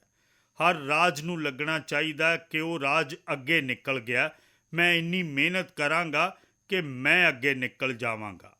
ਉਸ ਨੇ ਇਹ 10 ਚੰਗੇ ਕੰਮ ਕੀਤੇ ਨੇ ਅਤੇ ਮੈਂ 15 ਚੰਗੇ ਕੰਮ ਕਰਕੇ ਦਿਖਾਵਾਂਗਾ। ਉਸ ਨੇ 3 ਸਾਲ 'ਚ ਪੂਰਾ ਕੀਤਾ, ਮੈਂ 2 ਸਾਲ 'ਚ ਕਰਕੇ ਦਿਖਾਵਾਂਗਾ। ਸਾਡੇ ਰਾਜਾਂ ਦੇ ਦਰਮਿਆਨ ਸਾਡੀ ਸਰਵਿਸ, ਸਰਕਾਰ ਦੀਆਂ ਸਾਰੀਆਂ ਇਕਾਈਆਂ ਦੇ ਦਰਮਿਆਨ ਉਹ ਕੰਪੀਟੀਸ਼ਨ ਦਾ ਵਾਤਾਵਰਣ ਚਾਹੀਦਾ ਜੋ ਸਾਨੂੰ ਵਿਕਾਸ ਦੀਆਂ ਨਵੀਆਂ ਉਚਾਈਆਂ ਉੱਤੇ ਲਿਜਾਣ ਲਈ ਕੋਸ਼ਿਸ਼ ਕਰੇ। ਮੇਰੇ ਪਿਆਰੇ ਦੇਸ਼ਵਾਸੀਓ, ਇਸ 25 ਵਰ੍ਹੇ ਦੇ ਅੰਮ੍ਰਿਤ ਕਾਲ ਲਈ ਜਦੋਂ ਅਸੀਂ ਚਰਚਾ ਕਰਦੇ ਹਾਂ, ਮੈਂ ਜਾਣਦਾ ਕਿ ਚੁਣੌਤੀਆਂ ਬਹੁਤ ਨੇ, ਮਰਿਆਦਾਵਾਂ ਬਹੁਤ ਨੇ, ਮੁਸੀਬਤਾਂ ਵੀ ਨੇ, ਬਹੁਤ ਕੁਝ ਹੈ। ਅਸੀਂ ਇਸ ਨੂੰ ਘੱਟ ਨਹੀਂ ਆਖਦੇ, ਰਾਹ ਲੱਭਦੇ ਹਾਂ, ਲਗਾਤਾਰ ਕੋਸ਼ਿਸ਼ ਕਰ ਰਹੇ ਹਾਂ। ਪਰ 2 ਵਿਸ਼ਿਆਂ ਨੂੰ ਲੈ ਕੇ ਤਾਂ ਮੈਂ ਇੱਥੇ ਚਰਚਾ ਕਰਨੀ ਚਾਹੁੰਦਾ। ਚਰਚਾ ਅਨੇਕਾਂ ਵਿਸ਼ਿਆਂ 'ਤੇ ਹੋ ਸਕਦੀ ਹੈ, ਪਰ ਮੈਂ ਅਜੇ ਸਮੇਂ ਦੀ ਬੰਦਿਸ਼ ਦੇ ਕਾਰਨ 2 ਵਿਸ਼ਿਆਂ ਉੱਤੇ ਚਰਚਾ ਕਰਨੀ ਚਾਹੁੰਦਾ। ਅਤੇ ਮੈਂ ਮੰਨਦਾ ਕਿ ਸਾਡੀਆਂ ਇੰਨੀਆਂ ਸਾਰੀਆਂ ਚੁਣੌਤੀਆਂ ਕਾਰਨ, ਵਿਕ੍ਰਿਤੀਆਂ ਦੇ ਕਾਰਨ, ਬਿਮਾਰੀਆਂ ਦੇ ਕਾਰਨ ਇਸ 25 ਵਰ੍ਹਿਆਂ ਦਾ ਅੰਮ੍ਰਿਤ ਕਾਲ ਉੱਤੋਂ ਸ਼ਾਇਦ ਜੇ ਅਸੀਂ ਸਮਾਂ ਰਹਿੰਦੇ ਨਾ ਚੇਤੇ ਸਮਾਂ ਰਹਿੰਦਿਆਂ ਹੱਲ ਨਾ ਕੱਢੇ ਤਾਂ ਇਹ ਬਹੁਤ ਵਿਕਰਾਲ ਰੂਪ ਲੈ ਸਕਦੇ ਨੇ। ਤੇ ਇਸ ਲਈ ਮੈਂ ਸਭ ਦੀ ਚਰਚਾ ਨਾ ਕਰਦੇ ਹੋਏ ਦੋ 'ਤੇ ਜ਼ਰੂਰ ਚਰਚਾ ਕਰਨਾ ਚਾਹੁੰਦਾ। ਇੱਕ ਹੈ ਭ੍ਰਿਸ਼ਟਾਚਾਰ, ਦੂਜਾ ਹੈ ਭਾਈ ਭਤੀਜਾਵਾਦ, ਪਰਿਵਾਰਵਾਦ। ਭਾਰਤ ਵਰਗੇ ਲੋਕਤੰਤਰ 'ਚ ਜਿੱਥੇ ਲੋਕ ਗਰੀਬੀ ਨਾਲ ਜੂਝ ਰਹੇ ਨੇ, ਜਦੋਂ ਇਹ ਦੇਖਦੇ ਹਾਂ ਇੱਕ ਪਾਸੇ ਉਹ ਲੋਕ ਨੇ ਜਿਨ੍ਹਾਂ ਕੋਲ ਰਹਿਣ ਲਈ ਥਾਂ ਨਹੀਂ, ਦੂਜੇ ਪਾਸੇ ਉਹ ਲੋਕ ਨੇ ਜਿਨ੍ਹਾਂ ਕੋਲ ਆਪਣਾ ਚੋਰੀ ਕੀਤਾ ਹੋਇਆ ਮਾਲ ਰੱਖਣ ਲਈ ਥਾਂ ਨਹੀਂ। ਇਹ ਸਥਿਤੀ ਚੰਗੀ ਨਹੀਂ ਦੋਸਤੋ, ਤੇ ਇਸ ਲਈ ਸਾਨੂੰ ਭ੍ਰਿਸ਼ਟਾਚਾਰ ਦੇ ਖਿਲਾਫ ਪੂਰੀ ਤਾਕਤ ਨਾਲ ਲੜਨਾ ਹੈ। ਪਿਛਲੇ 8 ਸਾਲਾਂ 'ਚ ਡਾਇਰੈਕਟ ਬੈਨੀਫਿਟ ਟ੍ਰਾਂਸਫਰ ਦੁਆਰਾ ਆਧਾਰ, ਮੋਬਾਈਲ, ਇਹਨਾਂ ਸਾਰੀਆਂ ਆਧੁਨਿਕ ਵਿਵਸਥਾਵਾਂ ਦੀ ਵਰਤੋਂ ਕਰਦਿਆਂ ਹੋਇਆਂ 2 ਲੱਖ ਕਰੋੜ ਰੁਪਏ ਜੋ ਗਲਤ ਹੱਥਾਂ 'ਚ ਜਾਂਦੇ ਸੀ, ਉਹਨਾਂ ਨੂੰ ਬਚਾ ਕੇ ਦੇਸ਼ ਦੀ ਭਲਾਈ 'ਚ ਲਾਉਣ 'ਚ ਅਸੀਂ ਕਾਮਯਾਬ ਹੋਏ। ਜੋ ਲੋਕ ਪਿਛਲੀਆਂ ਸਰਕਾਰਾਂ 'ਚ ਬੈਂਕਾਂ ਨੂੰ ਲੁੱਟ ਕੇ ਭੱਜ ਗਏ, ਉਹਨਾਂ ਦੀਆਂ ਜਾਇਦਾਦਾਂ ਜ਼ਬਤ ਕਰਕੇ ਵਾਪਸ ਲਿਆਉਣ ਦੀ ਕੋਸ਼ਿਸ਼ ਕਰ ਰਹੇ ਹਾਂ। ਕਈਆਂ ਨੂੰ ਜੇਲ੍ਹਾਂ 'ਚ ਜਿਉਣ ਲਈ ਮਜਬੂਰ ਕਰਕੇ ਰੱਖਿਆ ਹੋਇਆ ਹੈ। ਸਾਡੀ ਕੋਸ਼ਿਸ਼ ਹੈ ਜਿਨ੍ਹਾਂ ਨੇ ਦੇਸ਼ ਨੂੰ ਲੁੱਟਿਆ ਉਹਨਾਂ ਨੂੰ ਵਾਪਸ ਮੋੜਨਾ ਪਵੇ। ਉਹ ਸਥਿਤੀ ਅਸੀਂ ਪੈਦਾ ਕਰਾਂਗੇ। ਭੈਣੋ ਤੇ ਭਰਾਵੋ, ਹੁਣ ਭ੍ਰਿਸ਼ਟਾਚਾਰ ਦੇ ਖਿਲਾਫ ਮੈਂ ਸਾਫ਼ ਵੇਖ ਰਿਹਾ ਕਿ ਅਸੀਂ ਇੱਕ ਫੈਸਲਾਕੁੰਨ ਕਾਲਖੰਡ 'ਚ ਪੈਰ ਰੱਖ ਰਹੇ ਹਾਂ। ਵੱਡੇ ਵੀ ਬਚ ਨਹੀਂ ਸਕਣਗੇ। ਇਸ ਮਿਜ਼ਾਜ ਦੇ ਨਾਲ ਭ੍ਰਿਸ਼ਟਾਚਾਰ ਦੇ ਵਿਰੁੱਧ ਫੈਸਲਾਕੁੰਨ ਕਾਲਖੰਡ ਵਿੱਚ ਹੁਣ ਹਿੰਦੁਸਤਾਨ ਕਦਮ ਰੱਖ ਰਿਹਾ ਹੈ, ਤੇ ਮੈਂ ਲਾਲ ਕਿਲੇ ਦੀ ਪ੍ਰਾਚੀਰ ਤੋਂ ਬੜੀ ਜ਼ਿੰਮੇਦਾਰੀ ਨਾਲ ਇਹ ਕਹਿ ਰਿਹਾ। ਤੇ ਇਸ ਲਈ ਭਰਾਓ ਭੈਣੋ, ਭ੍ਰਿਸ਼ਟਾਚਾਰ ਸਿਉਂਕ ਵਾਂਗ ਦੇਸ਼ ਨੂੰ ਖੋਖਲਾ ਕਰ ਰਿਹਾ ਹੈ। ਮੈਂ ਇਸ ਦੇ ਖਿਲਾਫ ਲੜਾਈ ਲੜਨੀ ਹੈ, ਲੜਾਈ ਨੂੰ ਤੇਜ਼ ਕਰਨਾ ਹੈ, ਨਿਰਣਾਇਕ ਮੋੜ ਉੱਤੇ ਇਸ ਨੂੰ ਲੈ ਕੇ ਹੀ ਜਾਣਾ ਹੈ। ਮੇਰੇ 130 ਕਰੋੜ ਦੇਸ਼ਵਾਸੀਓ, ਮੈਨੂੰ ਆਸ਼ੀਰਵਾਦ ਦਿਓ, ਤੁਸੀਂ ਮੇਰਾ ਸਾਥ ਦਿਓ। ਮੈਂ ਅੱਜ ਆਪ ਸਭ ਦਾ ਸਾਥ ਮੰਗਣ ਆਇਆ, ਆਪ ਸਭ ਦਾ ਸਹਿਯੋਗ ਮੰਗਣ ਆਇਆ, ਤਾਂ ਕਿ ਮੈਂ ਇਹ ਲੜਾਈ ਲੜ ਸਕਾਂ। ਇਸ ਲੜਾਈ ਨੂੰ ਦੇਸ਼ ਜਿੱਤ ਪਾਏ। ਆਮ ਨਾਗਰਿਕ ਦੀ ਜ਼ਿੰਦਗੀ ਭ੍ਰਿਸ਼ਟਾਚਾਰ ਨੇ ਤਬਾਹ ਕਰਕੇ ਰੱਖੀ ਹੋਈ ਹੈ। ਮੈਂ ਇਹਨਾਂ ਆਮ ਨਾਗਰਿਕਾਂ ਦੀ ਜ਼ਿੰਦਗੀ ਨੂੰ ਫਿਰ ਤੋਂ ਆਨ ਬਾਨ ਸ਼ਾਨ ਨਾਲ ਜਿਉਣ ਲਈ ਰਸਤਾ ਬਣਾਉਣਾ ਚਾਹੁੰਦਾ। ਤੇ ਇਸ ਲਈ ਮੇਰੇ ਪਿਆਰੇ ਦੇਸ਼ਵਾਸੀਓ, ਇਹ ਚਿੰਤਾ ਦਾ ਵਿਸ਼ਾ ਹੈ ਕਿ ਅੱਜ ਦੇਸ਼ 'ਚ ਭ੍ਰਿਸ਼ਟਾਚਾਰ ਦੇ ਪ੍ਰਤੀ ਨਫ਼ਰਤ ਤਾਂ ਦਿਸਦੀ ਹੈ, ਵਿਅਕਤ ਵੀ ਹੁੰਦੀ ਹੈ, ਪਰ ਕਦੇ-ਕਦੇ ਭ੍ਰਿਸ਼ਟਾਚਾਰੀਆਂ ਨਾਲ ਉਦਾਰਤਾ ਵਰਤੀ ਜਾਂਦੀ ਹੈ।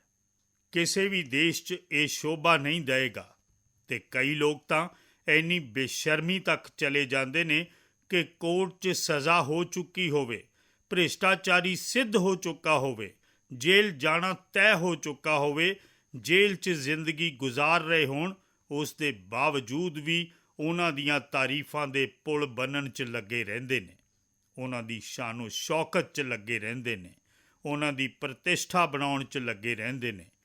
ਜਦੋਂ ਤੱਕ ਸਮਾਜ 'ਚ ਗੰਦਗੀ ਦੇ ਪ੍ਰਤੀ ਨਫ਼ਰਤ ਨਹੀਂ ਹੁੰਦੀ, ਸਵੱਛਤਾ ਦੀ ਚੇਤਨਾ ਨਹੀਂ ਜਾਗਦੀ, ਜਦੋਂ ਤੱਕ ਭ੍ਰਿਸ਼ਟਾਚਾਰ ਤੇ ਭ੍ਰਿਸ਼ਟਾਚਾਰੀ ਦੇ ਪ੍ਰਤੀ ਨਫ਼ਰਤ ਦਾ ਭਾਵ ਪੈਦਾ ਨਹੀਂ ਹੁੰਦਾ, ਸਮਾਜਿਕ ਤੌਰ ਉੱਤੇ ਉਸ ਨੂੰ ਨੀਵਾਂ ਦਿਖਾਉਣ ਲਈ ਮਜਬੂਰ ਨਹੀਂ ਕਰਦੇ, ਉਦੋਂ ਤੱਕ ਇਹ ਮਾਨਸਿਕਤਾ ਖਤਮ ਹੋਣ ਵਾਲੀ ਨਹੀਂ ਹੈ।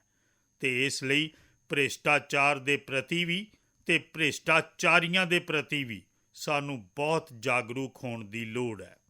ਦੂਸਰੀ ਇੱਕ ਚਰਚਾ ਮੈਂ ਕਰਨੀ ਚਾਹੁੰਦਾ, ਭਾਈ ਭਤੀਜਾਵਾਦ। ਤੇ ਜਦੋਂ ਮੈਂ ਭਾਈ ਭਤੀਜਾਵਾਦ, ਪਰਿਵਾਰਵਾਦ ਦੀ ਗੱਲ ਕਰਦਾ ਤਾਂ ਲੋਕਾਂ ਨੂੰ ਲੱਗਦਾ ਕਿ ਮੈਂ ਸਿਰਫ ਰਾਜਨੀਤੀ ਦੇ ਖੇਤਰ ਦੀ ਗੱਲ ਕਰਦਾ। ਜੀ ਨਹੀਂ, ਬਦਕਿਸਮਤੀ ਨਾਲ ਰਾਜਨੀਤੀ ਖੇਤਰ ਦੀ ਉਸ ਬੁਰਾਈ ਨੇ ਹਿੰਦੁਸਤਾਨ ਦੀਆਂ ਹਰ ਸੰਸਥਾਵਾਂ 'ਚ ਪਰਿਵਾਰਵਾਦ ਨੂੰ ਬੜਾਵਾ ਦਿੱਤਾ ਹੈ। ਪਰਿਵਾਰਵਾਦ ਨੇ ਸਾਡੀਆਂ ਅਨੇਕਾਂ ਸੰਸਥਾਵਾਂ ਨੂੰ ਆਪਣੀ ਲਪੇਟ 'ਚ ਲਿਆ ਹੋਇਆ, ਤੇ ਇਸ ਕਾਰਨ ਮੇਰੇ ਦੇਸ਼ ਦੇ ਟੈਲੈਂਟ ਨੂੰ ਨੁਕਸਾਨ ਹੁੰਦਾ, ਮੇਰੇ ਦੇਸ਼ ਦੀ ਸਮਰੱਥਾ ਨੂੰ ਨੁਕਸਾਨ ਹੁੰਦਾ। ਜਿਨ੍ਹਾਂ ਕੋਲ ਮੌਕਿਆਂ ਦੀਆਂ ਸੰਭਾਵਨਾਵਾਂ ਨੇ, ਉਹ ਪਰਿਵਾਰਵਾਦ, ਭਾਈ ਭਤੀਜੇਵਾਦ ਤੋਂ ਬਾਹਰ ਰਹਿ ਜਾਂਦੇ ਨੇ। ਭ੍ਰਿਸ਼ਟਾਚਾਰ ਦਾ ਇਹ ਵੀ ਇੱਕ ਕਾਰਨ ਬਣ ਜਾਂਦਾ, ਕਿਉਂਕਿ ਉਸ ਦਾ ਕੋਈ ਭਾਈ ਭਤੀਜੇ ਦਾ ਆਸਰਾ ਨਹੀਂ ਹੈ, ਤਾਂ ਲੱਗਦਾ ਕਿ ਭਾਈ ਚਲੋ ਕਿਤਿਓਂ ਖਰੀਦ ਕੇ ਹੀ ਜਗ੍ਹਾ ਬਣਾ ਲਵਾਂ।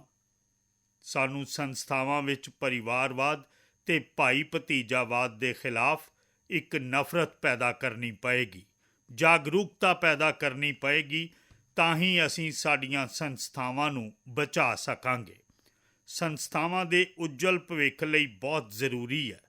ਉਸੇ ਤਰ੍ਹਾਂ ਨਾਲ ਰਾਜਨੀਤੀ 'ਚ ਵੀ ਪਰਿਵਾਰਵਾਦ ਨੇ ਦੇਸ਼ ਦੀ ਸਮਰੱਥਾ ਦੇ ਨਾਲ ਸਭ ਤੋਂ ਜ਼ਿਆਦਾ ਨਾਇਨਸਾਫੀ ਕੀਤੀ ਹੈ।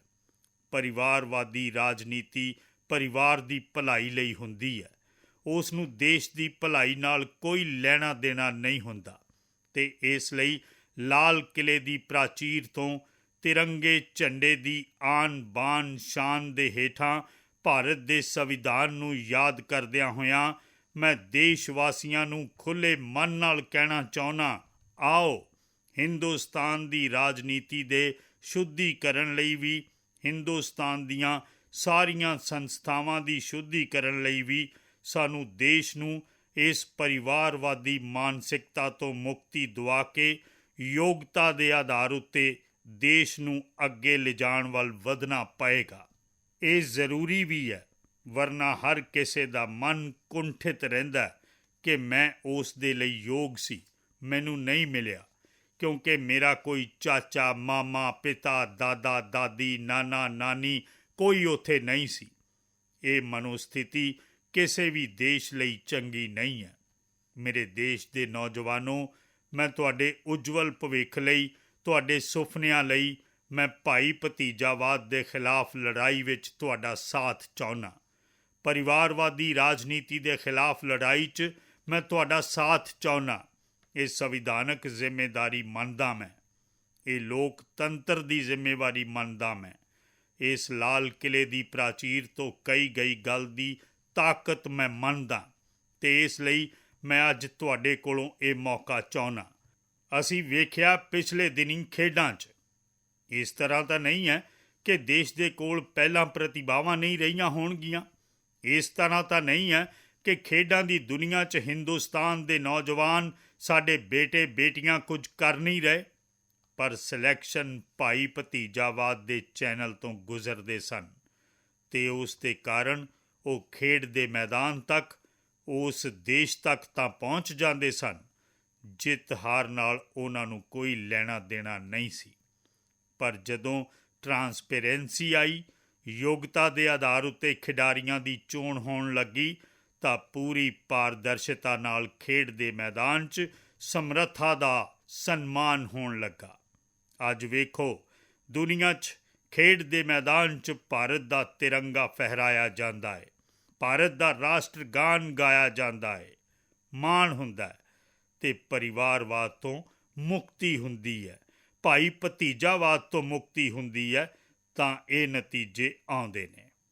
ਮੇਰੇ ਪਿਆਰੇ ਦੇਸ਼ ਵਾਸੀਓ, ਇਹ ਠੀਕ ਹੈ, ਚੁਣੌਤੀਆਂ ਕਾਫੀ ਨੇ। ਜੇ ਇਸ ਦੇਸ਼ ਦੇ ਸਾਹਮਣੇ ਕਰੋੜਾਂ ਮੁਸ਼ਕਿਲਾਂ ਨੇ, ਤਾਂ ਕਰੋੜਾਂ ਹੱਲ ਵੀ ਨੇ, ਅਤੇ ਮੇਰਾ 130 ਕਰੋੜ ਦੇਸ਼ ਵਾਸੀਆਂ ਉੱਤੇ ਭਰੋਸਾ ਹੈ। 130 ਕਰੋੜ ਦੇਸ਼ ਵਾਸੀ ਮਿੱਥੇ ਹੋਏ ਟੀਚੇ ਦੇ ਨਾਲ, ਸੰਕਲਪ ਦੇ ਪ੍ਰਤੀ ਸਮਰਪਣ ਦੇ ਨਾਲ, ਜਦੋਂ 130 ਕਰੋੜ ਦੇਸ਼ ਵਾਸੀ ਇੱਕ ਕਦਮ ਅੱਗੇ ਰੱਖਦੇ ਨੇ ਨਾ, ਤਾਂ ਹਿੰਦੁਸਤਾਨ 130 ਕਰੋੜ ਕਦਮ ਅੱਗੇ ਵੱਧ ਜਾਂਦਾ ਹੈ। ਇਸ ਸਮਰੱਥਾ ਨੂੰ ਲੈ ਕੇ ਅਸੀਂ ਅੱਗੇ ਵਧਣਾ ਹੈ। ਇਸ ਅੰਮ੍ਰਿਤ ਕਾਲ 'ਚ, ਅਜੇ ਅੰਮ੍ਰਿਤ ਕਾਲ ਦੀ ਪਹਿਲੀ ਬੇਲਾ ਹੈ, ਪਹਿਲੀ ਪ੍ਰਭਾਤ ਹੈ। ਸਾਨੂੰ ਆਉਣ ਵਾਲੇ 25 ਸਾਲ ਦੇ ਇੱਕ ਪਲ ਨੂੰ ਵੀ ਭੁੱਲਣਾ ਨਹੀਂ ਹੈ। ਇੱਕ ਇੱਕ ਦਿਨ, ਸਮੇਂ ਦਾ ਹਰ ਪਲ, ਜ਼ਿੰਦਗੀ ਦਾ ਹਰ ਕਣ ਮਾਤ ਭੂਮੀ ਲਈ ਜੀਣਾ, ਤਾਂ ਹੀ ਆਜ਼ਾਦੀ ਦੇ ਦੀਵਾਨਿਆਂ ਨੂੰ ਸਾਡੀ ਸੱਚੀ ਸ਼ਰਧਾਂਜਲੀ ਹੋਏਗੀ। ਤਾਂ ਹੀ 75 ਸਾਲ ਤੱਕ ਦੇਸ਼ ਨੂੰ ਇੱਥੋਂ ਤੱਕ ਪਹੁੰਚਾਉਣ 'ਚ ਜਿਨ੍ਹਾਂ ਲੋਕਾਂ ਨੇ ਯੋਗਦਾਨ ਦਿੱਤਾ, ਉਹਨਾਂ ਦੀ ਯਾਦ ਸਾਡੇ ਕੰਮ ਆਏਗੀ। ਮੈਂ ਦੇਸ਼ ਵਾਸੀਆਂ ਨੂੰ ਅਪੀਲ ਕਰਦੇ ਹੋਏ, ਨਵੀਆਂ ਸੰਭਾਵਨਾਵਾਂ ਨੂੰ ਸੰਜੋਂਦੇ ਹੋਏ, ਨਵੇਂ ਸੰਕਲਪਾਂ ਨੂੰ ਪਾਰ ਕਰਦੇ ਹੋਏ ਅੱਗੇ ਵਧਣ ਦਾ ਵਿਸ਼ਵਾਸ ਲੈ ਕੇ ਅੱਜ ਅੰਮ੍ਰਿਤ ਕਾਲ ਦਾ ਆਰੰਭ ਕਰਦਾ ਹਾਂ। ਆਜ਼ਾਦੀ ਦਾ ਅੰਮ੍ਰਿਤ ਮਹਾਂ ਉਤਸਵ ਹੁਣ ਅੰਮ੍ਰਿਤ ਕਾਲ ਦੀ ਦਿਸ਼ਾ 'ਚ ਮੁੜ ਚੁੱਕਾ ਹੈ, ਅੱਗੇ ਵੱਧ ਚੁੱਕਾ ਹੈ। ਉਦੋਂ ਇਸ ਅੰਮ੍ਰਿਤ ਕਾਲ 'ਚ ਸਭ ਦੀ ਕੋਸ਼ਿਸ਼ ਜ਼ਰੂਰੀ ਹੈ। ਸਭ ਦੀ ਕੋਸ਼ਿਸ਼ ਨਤੀਜੇ ਲਿਆਉਣ ਵਾਲੀ ਹੈ। ਟੀਮ ਇੰਡੀਆ ਦੀ ਭਾਵਨਾ ਹੀ ਦੇਸ਼ ਨੂੰ ਅੱਗੇ ਵਧਾਉਣ ਵਾਲੀ ਹੈ। 130 ਕਰੋੜ ਦੇਸ਼ ਵਾਸੀਆਂ ਦੀ ਇਹ ਟੀਮ ਇੰਡੀਆ ਇੱਕ ਟੀਮ ਦੇ ਰੂਪ ਵਿੱਚ ਅੱਗੇ ਵੱਧ ਕੇ ਸਾਰੇ ਸੁਪਨਿਆਂ ਨੂੰ ਸਾਕਾਰ ਕਰੇਗੀ। ਇਸੇ ਪੂਰੇ ਵਿਸ਼ਵਾਸ ਦੇ ਨਾਲ ਮੇਰੇ ਨਾਲ ਬੋਲੋ, ਜੈ ਹਿੰਦ, ਜੈ ਹਿੰਦ, ਜੈ ਹਿੰਦ। भारत माता की जय, भारत माता की जय, भारत माता की जय। वंदे मातरम, वंदे मातरम, वंदे मातरम। बहुत बहुत धन्यवाद।